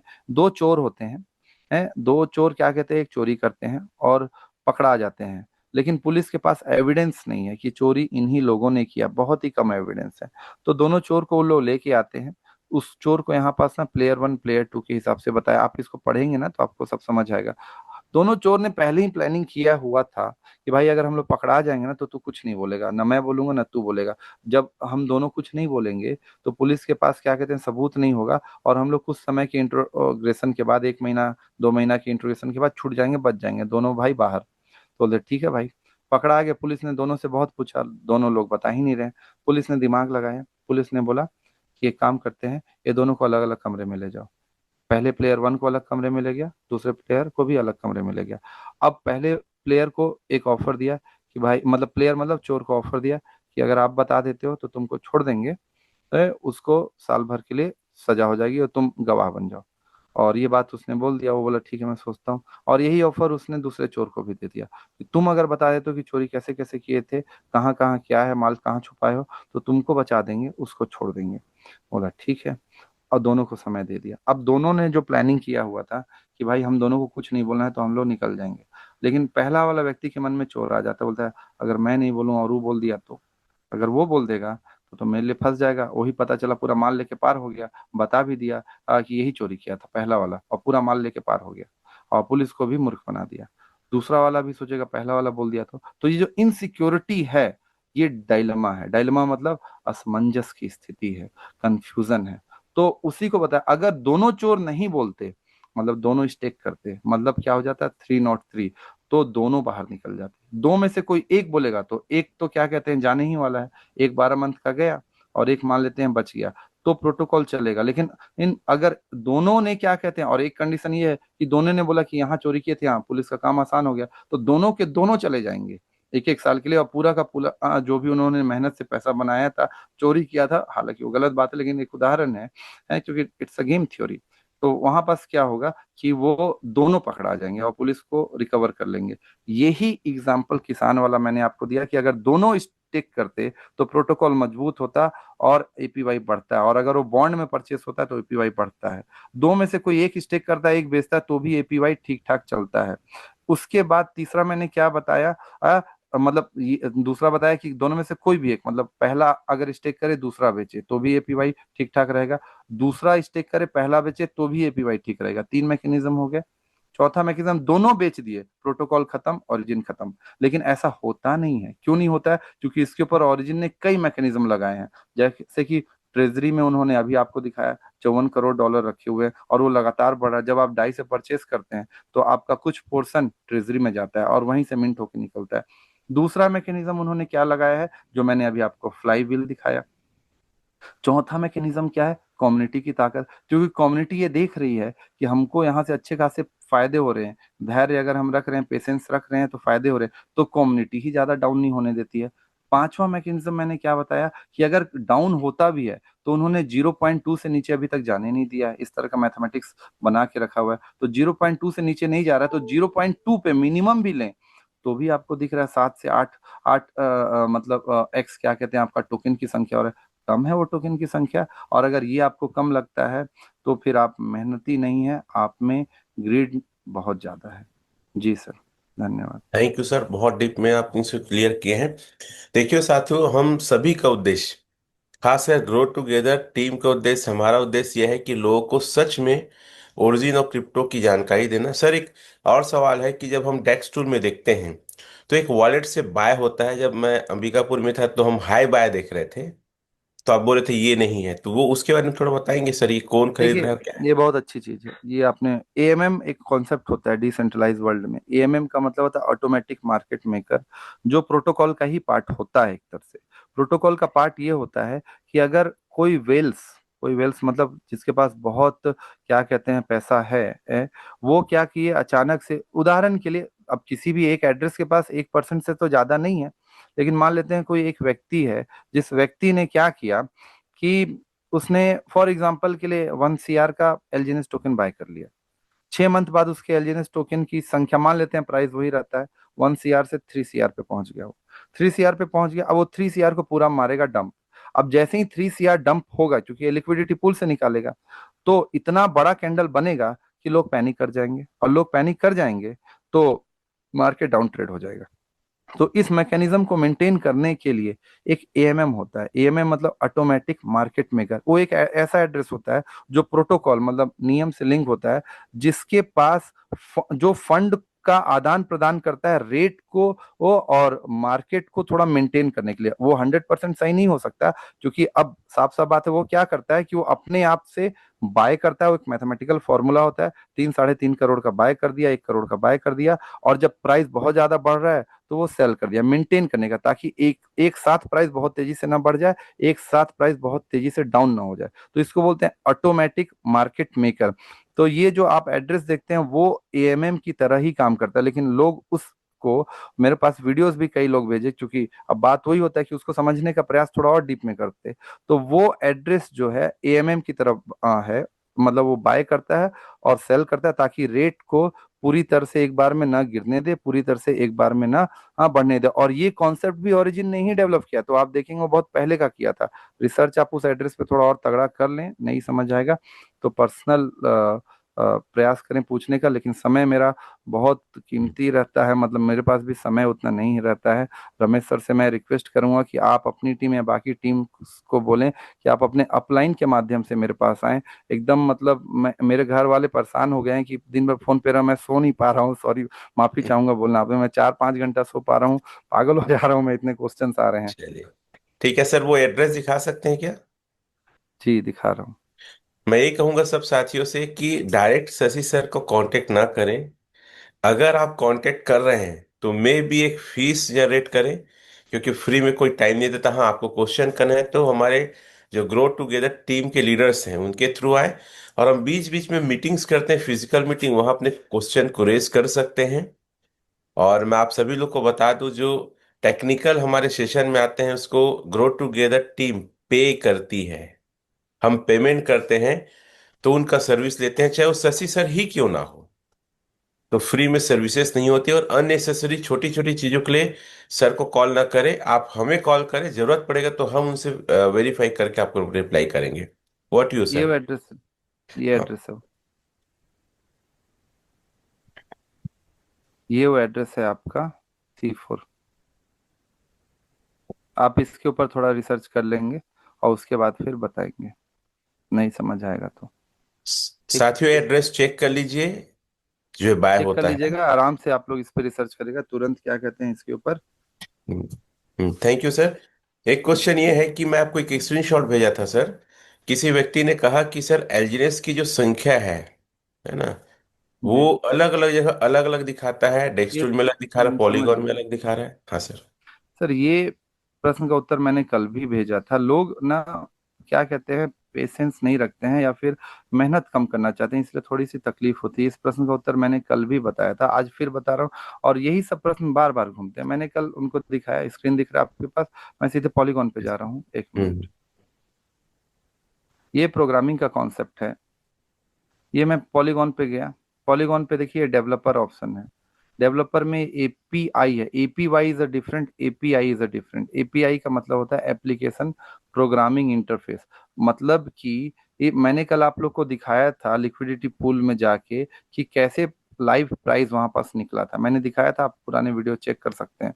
तो वहां पास जब मैंने आपको दिखाया था, तो एक्चुअली क्या होता है इस एपीवाई से, मतलब with the help of code and programming, ये सब जो टूल हैं थर्ड पार्टी, मतलब आपका आवे हो, चाहे आपका डेस्क क्लीनर हो, चाहे डेस्क टूल हो, ये अपने कोड लिखते हैं, अपनी प्रोग्रामिंग लिखते हैं, और यहाँ से वो डेटा को ले जाते हैं। मतलब ये आप समझिए कि एक बड़ी सी टंकी है, उस टंकी से पूरे शहर में पानी सप्लाई हो रहा है। तो उस टंकी से लोग अपने अपने पाइप लगाने के लिए स्वतंत्र हैं। तो लोगों ने अपना अपना पाइप लगाया। अब किसी व्यक्ति का पाइप बहुत अच्छा है, एकदम स्मूथली पानी जा रहा है, किसी व्यक्ति का पाइप में कुछ समस्या आ गया तो स्मूथली पानी नहीं आ रहा है। तो जो पानी है वो स्ट्रीम ऑफ डेटा है। तो अगर स्ट्रीम ऑफ डेटा स्मूथली नहीं आ पा रहा है, मतलब कि डेटा सही से नहीं जा पा रहा है, तो वहाँ डेटा, यहाँ पास ये सब जो चीजें अलग दिखती है वो अलग दिखेगा है, क्योंकि ये थर्ड पार्टी है, उनके कोड में कुछ समस्या, पाइपलाइन में समस्या। अब इसको लोग लेके कंफ्यूज हो जाते हैं। तो सही से चीजें देखने ब्लॉकचेन से सीखेंगे, कोई दिक्कत नहीं होगा। और ब्लॉकचेन में भी देखना मतलब ये नहीं कि सर यहाँ पे सप्लाई है दिखा रहे हैं, वहां पे वो किसकी सप्लाई है, वो सर्कुलेटिंग में कौन सी की सर्कुलेटिंग है, कौन से एड्रेस की है, उसको समझ के करना पड़ेगा, तब जाके मामला होगा। तो वो नॉर्मल सा कॉन्सेप्ट है, पाइपलाइन का इशू है, और वो ओरिजिन का प्रॉब्लम नहीं है, क्योंकि ओरिजिन को वो दिखा रहे हैं। यही चीज आपका कॉइन मार्केट कैप में भी होता है कि सर कॉइन मार्केट कैप में हमको कम दिख रहा है, क्योंकि कॉइन मार्केट कैप ने पॉलीगॉन के ब्लॉकचेन के साथ किस तरीके से पाइपलाइन का मैकेनिज्म डेवलप किया है, ये कॉइन मार्केट कैप की समस्या, ओरिजिन की समस्या नहीं है वहां पास। तो इसलिए वहां पास ये अलग दिखाएगा, वो अलग दिखाएगा। और फिर कॉइन मार्केट कैप खुद भी एक सेंट्रलाइज बॉडी है। ये अब कॉइन मार्केट कैप फीस के ऊपर काम करती है, पहले नहीं काम करती थी, अब करती है कि मेरे में क्या कहते हैं, फीस आप दोगे तो मैं आपके प्रोजेक्ट को थोड़ा प्रमोट करूंगी, नहीं दोगे तो उतना प्रमोट नहीं करूंगी। और ओरिजिन डिसेंट्रलाइज बोलोगे हमारा प्रमोशन हमारी कम्युनिटी करती है, जो ग्रो टुगेदर करे हम करें, हम आपको जबरदस्ती का फीस क्यों दें भाई, वही फीस जो हम आपको दे रहे हैं उससे बेटर था कि वो फीस हम अपनी कम्युनिटी को दें। फिर भी 0.9% जो डेवलपर्स को जाता है प्रोजेक्ट के डेवलपमेंट में, हो सकता है उसमें से कुछ फीस इन्होंने लिया होगा, लेकिन उतना नहीं दे रहे हैं। लेकिन इतना बड़ा प्रोजेक्ट ही हो गया ओरिजिन कि कॉइन मार्केट कैप को भी रजिस्टर करना पड़ा है। ये आपको क्या दिख रहा है, 93% लोग बुलिस हैं, ये इस प्रोजेक्ट की ताकत है जी। Thank you sir. सर, सट्टिक को लेकर एक थोड़ा सा क्वेश्चन है कि सट्टिक में कई सारी चीजें ना क्रिटिकल या कुछ चीजें दिखाती है और सट्टिक का स्कोर नहीं दिखाता, ऐसा भी कई लोग का रिप्लाई रहता है, तो अभी सट्टिक दिखा में। हाँ, अभी थोड़ा दिखाता हूँ, बताइए सर। अभी सब चीज दिखाता हूँ मैं, एक मिनट। ये मैं आपके सामने सर्टिक ओपन किया हूँ। फिर बात वही आ जाती है, लोग दो धन दो को चार समझते हैं, दो धन दो चार plus sine square theta plus cos square theta भी हो सकता है। उनको लग रहा है कि ये जो ये दिखा रहा है ना, ये 2 बार ऑडिट हो चुका है। लास्ट ऑडिट कब दिखा रहा है, the last audit was delivered on 12/8/2025, अभी हाल फिलहाल में हुआ है, 2-3 महीना पहले। और यहाँ पे क्रिटिकल खत्म, कुछ है नहीं, मेजर खत्म, मीडियम में। अब इसको थोड़ा सा पढ़ लेते हैं, ये क्या है, लॉजिकल इशू। लॉजिकल इशू का मतलब क्या है, लॉजिक मतलब कोड को कैसे लिखा गया है, ये सटीक ने बताया कि थोड़ी कुछ इशू हो सकते हैं। अब मैं आपको ये बता रहा हूँ कि F-35 जो वर्ल्ड का सबसे तगड़ा 5th जनरेशन एयरक्राफ्ट है, आपको पता है ना कि अभी केरला के पास में 2 महीना तक क्या कहते हैं, जो यूके ने मतलब ब्रिटेन ने जो खरीदा था अमेरिका से, 2 महीना तक केरला के तट पे था, पड़ा हुआ था इंडियन एयरफोर्स के पास में। उसमें कुछ इशू आ गया था, अमेरिका से इंजीनियर्स आए, उसके बाद भी वो सॉल्व नहीं हो पाया, फिर उसको बाद में एयरलिफ्ट करके ले जाना पड़ा। उनको ये डर लग रहा था कि भारत इसकी टेक्नोलॉजी ना निकाल ले, और उतने 2 महीने तक पड़ा हुआ था। पहले तो फ्री में हुआ, लेकिन भारत सरकार बोले कि 2-2 3-3 महीने तक आप अपने फाइटर एयरक्राफ्ट को यहाँ पास रखोगे तो हम उसका चार्जेस लेंगे। तो वर्ल्ड की सबसे मोस्ट पावरफुल और मोस्ट क्या कहते हैं advance fighter aircraft technology, fighter aircraft में इसलिए बार बार बोलता हूँ, फाइटर एयरक्राफ्ट की जो टेक्नोलॉजी होती है, जो टरबाइन मैकेनिज्म होता है वो काफी कॉम्प्लिकेटेड होता है। भारत अभी तक अपना प्रॉपर इंजन नहीं बना पाया है। आप ये समझिए कि एक इंजन बनाना फाइटर एयरक्राफ्ट की कितनी कॉम्प्लिकेटेड होती है, जबकि हमारे पास रॉकेट की इंजन है, but we don't have a proper engine of the fighter aircraft, we are working. और हमारे पास उस इंजन का नाम है कावेरी, कावेरी इंजन के ऊपर हम काम कर रहे हैं। और कई बार होता है कि हम रसिया से हेल्प लेना चाह रहे हैं, यूएसए इस तरीके से करता है, भारत के इंजीनियर्स भी काफी प्रयास कर रहे हैं। तो जो साइंस एंड टेक्नोलॉजी है वो इवोल्यूशन की ओर जाती है, मतलब धीरे धीरे चीजें होती हैं ही हैं। अब इसके कितने सारे स्मार्ट कॉन्ट्रैक्ट हैं, वो आने हैं, टेक्निकल चीजें हैं थोड़ी सी। तो लॉजिकल इशू बता रहा है, कोई बहुत बड़ी चीज नहीं, लोग इसको छोड़ के चल देते हैं। तो जाइए ना ऐसे प्रोजेक्टों में, लोग ऐसे चल जाते हैं, ऐसे सोच के मार्केटाइज हो जाते हैं। यहाँ पर स्कोर दिखा रहा था 100 और स्कैम करके चले गए, लेकिन फिर भी मैं अभी आपको स्कोर भी दिखाता हूँ। तो ये कुछ बहुत बड़ी प्रॉब्लम नहीं है। अब लॉजिकल इशू क्या है, तो लोग लॉजिकल इशू को पढ़ने का प्रयास नहीं। लॉजिकल इशू बहुत बड़ी चीज नहीं होती है, ऐसा अगर मैं टेक्निकल या इंजीनियर बात करूं तो ये बहुत बड़ी समस्या नहीं होती है लॉजिकल इशू। लॉजिक का सिंपल मतलब है कि आप एक्चुअली में एक काम को वो करने के लिए दो रास्ते हैं आपके पास, पहला रास्ता छोटा है, दूसरा रास्ता बड़ा है। तो आप छोटे रास्ते से जा सकते थे, आप बड़े रास्ते से क्यों गए, तो उसको लॉजिकली बोल सकता है कि आपको छोटे रास्ते से जाना था। लेकिन ओरिजिन ने ये सोच के रखा हुआ कि हम बड़े रास्ते से इसलिए जा रहे हैं, हम शॉर्टकट नहीं मार रहे हैं कि कल को प्रोटोकॉल पे कोई दिक्कत ना हो। तो उसको लोग समझ लेते हैं ये प्रॉब्लम है। माइनर बता रहा है, हमारे पास ये भी लॉजिकल इश्यू। कोडिंग स्टाइल ये कुछ चीज नहीं है। अब मेरे कपड़े पहनने का ढंग कुछ अलग हो सकता है, किसी के कपड़े पहनने का ढंग कुछ अलग हो सकता है, तो कोडिंग स्टाइल अब ऐसे ऐसी चीज है, क्योंकि आप गहराई में उसको समझने का प्रयास नहीं करें, समझे ना, आपको टोटल चीज क्लियर हो जाएगा। कोई व्यक्ति पेट से सीख के थोड़ी आता है सर। और ऐसा थोड़ी है कि आपको इंजीनियरिंग ही करना पड़ेगा। अरे आपके पास चैट जीपीटी है, आपके पास क्या कहते हैं एआई के टूल है। हम जब पढ़ते थे तो कुछ नहीं था, आप एक एक चीज पढ़ सकते हैं, लेकिन उसके लिए समय देना पड़ता है। आप समय देना नहीं चाह रहे हैं, तो आपकी अज्ञानता ही आपका लॉस कराता है। क्यों? क्योंकि जो व्यक्ति जिसकी मनसा साफ नहीं है वो पढ़ेगा और अपने हिसाब से चीजों को मैनिपुलेट करेगा और आपको प्रोजेक्ट से हटवा देगा। प्रोजेक्ट से हटवाने के बाद आपका लॉस हो जाएगा। आपके पास टोकन था, उसको आप बेच बाच के दूसरे में चले जाएंगे और बाद में जब आपका लॉस हो जाएगा वो व्यक्ति साइड हो जाएगा और आपको लगेगा मेरे एक इग्नोरेंस ने मेरा इतना बड़ा लॉस करा दिया। तो आप स्वयं पढ़ें, स्वयं सीखें, सही तरीके से सीखें, आपका लॉस बचेगा। आप स्कोर की बात कर रहे थे, ये क्या स्कोर है सर? 73.72, मतलब लोग पढ़े ही नहीं है, देखे ही नहीं है। सेकेंड ऑडिट हुआ ना, ये स्कोर है 73.72 100 में। ये छोटा मोटा स्कोर नहीं, बहुत अच्छा स्कोर है। उसके बाद मैंने कल क्या बताया था कि इतने सारे अभी स्मार्ट कॉन्ट्रैक्ट डिप्लॉय होने हैं। सॉफ्टवेयर में जब हम बनाते हैं तो अलग अलग मॉड्यूल पे काम करते हैं। जब मैं भी काम कर रहा था तो मैं एक मॉड्यूल पे था, कई सारे लोग थे अलग अलग मॉड्यूल पे काम करते हैं। उन सभी मॉड्यूल को वो एक साथ असेंबल किया जाता है, जैसे कि अलग अलग पार्ट है असेंबल किए, तब वहां पास जो स्वरूप पकड़ता है। तो अभी तो स्टार्ट हुआ है प्रोजेक्ट, तो अभी तो इसके कितने चीजें RWA, फिर स्टेबल कॉइन ए प्रॉपर, फिर अनुबी, फिर उसके बाद आपका GK सिंक वाला जीरो नोट, बहुत सारी चीज आने हैं। तो जब वो सब चीज आएगा, जब अनेबल होगा, जब सारी चीज, जब पूरा का पूरा चीज अनेबल हो जाएगा, तब यहाँ पास आपको अंडर इवोल्यूशन से आपको दिखा देगा कि स्कोर कितना है। इसलिए यहाँ पे स्कोर नहीं दिखाता, लेकिन यहाँ पे स्कोर दिख रहा है। और सटीक के पूरे रिपोर्ट को अगर पढ़ना है, ये देखिए यहाँ पास ओपन करके रखा है मैंने, ये सब पूरे रिपोर्ट को पढ़ना है, ये देखिए स्कोर दिखा रहा है यहाँ पास। तो सटीक के रिपोर्ट को पढ़ना भी आसान चीज नहीं है। आप पहले सटीक को पढ़ने के लिए, क्योंकि सटीक के पास पता नहीं कितने टॉप लेवल के इंजीनियर्स की टीम होगी, मैं एक छोटा सा व्यक्ति समझने का प्रयास कर रहा हूँ तो मेरा हालत खराब हो जा रहा है। तो आपको और कितना मेहनत करना पड़ेगा, आप मेहनत करें। सटीक के पूरे कॉन्सेप्ट को समझने में मेरी भी को भी काफी तकलीफ होता है, तो फिर भी मैं प्रयास करते जा रहा हूँ। तो आप सोचेंगे कि बस ये अंग्रेजी में जो लिखा हुआ है इसको पढ़ लेते हैं, इसी से मतलब हो जाएगा, तो ऐसा नहीं होता है। उसके पीछे कई डीप कॉन्सेप्ट लगे हुए हैं। अ, क्योंकि सटिक ने क्या बताया कि यहाँ पे इस कॉन्ट्रैक्ट जो है रिनाउंस्ड है, मतलब कि जो डेवलपर्स हैं, जो क्रिएटर्स हैं, वो इसको मॉडिफाई उस तरीके से नहीं कर सकते हैं। और इसके रिनाउंस कोड को निकालने के लिए ब्लॉकचेन में जो कोडिंग स्टाइल है वो बहुत ही डिफरेंट तरीके से है, और वो बहुत ही लॉजिकल तरीके से लिखी है, जो जो सटिक के इंजीनियर्स ने उसको समझा है, और सटिक ने एक स्कोर दिया हुआ है। तो पहले थोड़ा अच्छे से उसको समझें। अब ये अलर्ट पे आ जाएंगे, अलर्ट क्या है, तो थोड़ा सा नॉर्मल चीज देखें। अलर्ट क्या है, यहाँ पास तो 100% का स्कोर का कुछ एक प्रोजेक्ट था, मैंने कुछ दिन पहले देखा, 12 बिलियन के पे वो स्कैम करके चली गई। तो थोड़ा सा समझें, देखें। सटीक का स्कोर ज्यादा है, इसका ये अर्थ नहीं कि वो प्रोजेक्ट एकदम सही होगा, क्योंकि हो सकता है उस प्रोजेक्ट ने केवल एक दो स्मार्ट कॉन्ट्रैक्ट को क्या किया होगा, डिप्लॉय किया होगा, और उसके बेसिस पे क्या किया इन्होंने, तो कोड वेरीफाई किया और स्कैम करके चले गए। तो केवल उसको पत्थर की लकीर ना समझ लें। जी सर, दिखा दिया थैंक मैंने, यू सर। प्रयास किया। शशि सर का सेशन, एक और सेशन हमारा रहेगा, और वो रहेगा अनुबी, और एक के ऊपर स्पेशल रहेगा, और बहुत सारे क्वेश्चन है, टाइम अलाउ नहीं करता। आखिरी एक क्वेश्चन है सर, उससे पहले मैं ऑडियंस से पूछना चाहूंगा, क्या ग्रो टुगेदर टीम ने एक मुहिम पूरा हफ्ते भर के लिए डिजिटल टेक्निकल क्वेश्चन आंसर रखा है? ये अच्छा है कि बहुत अच्छा है? चैट में लिख के बताएं। क्या ऐसे सेशन हमारे इस पैनल में ओरिजिन के विषय में होनी चाहिए? तो आप यस लिख सकते हैं। सर एक क्वेश्चन है, लास्ट क्वेश्चन है, ओरिजिन के जो क्रिएटर है उसकी इंजीनियरिंग के बारे में आपका क्या विचार है?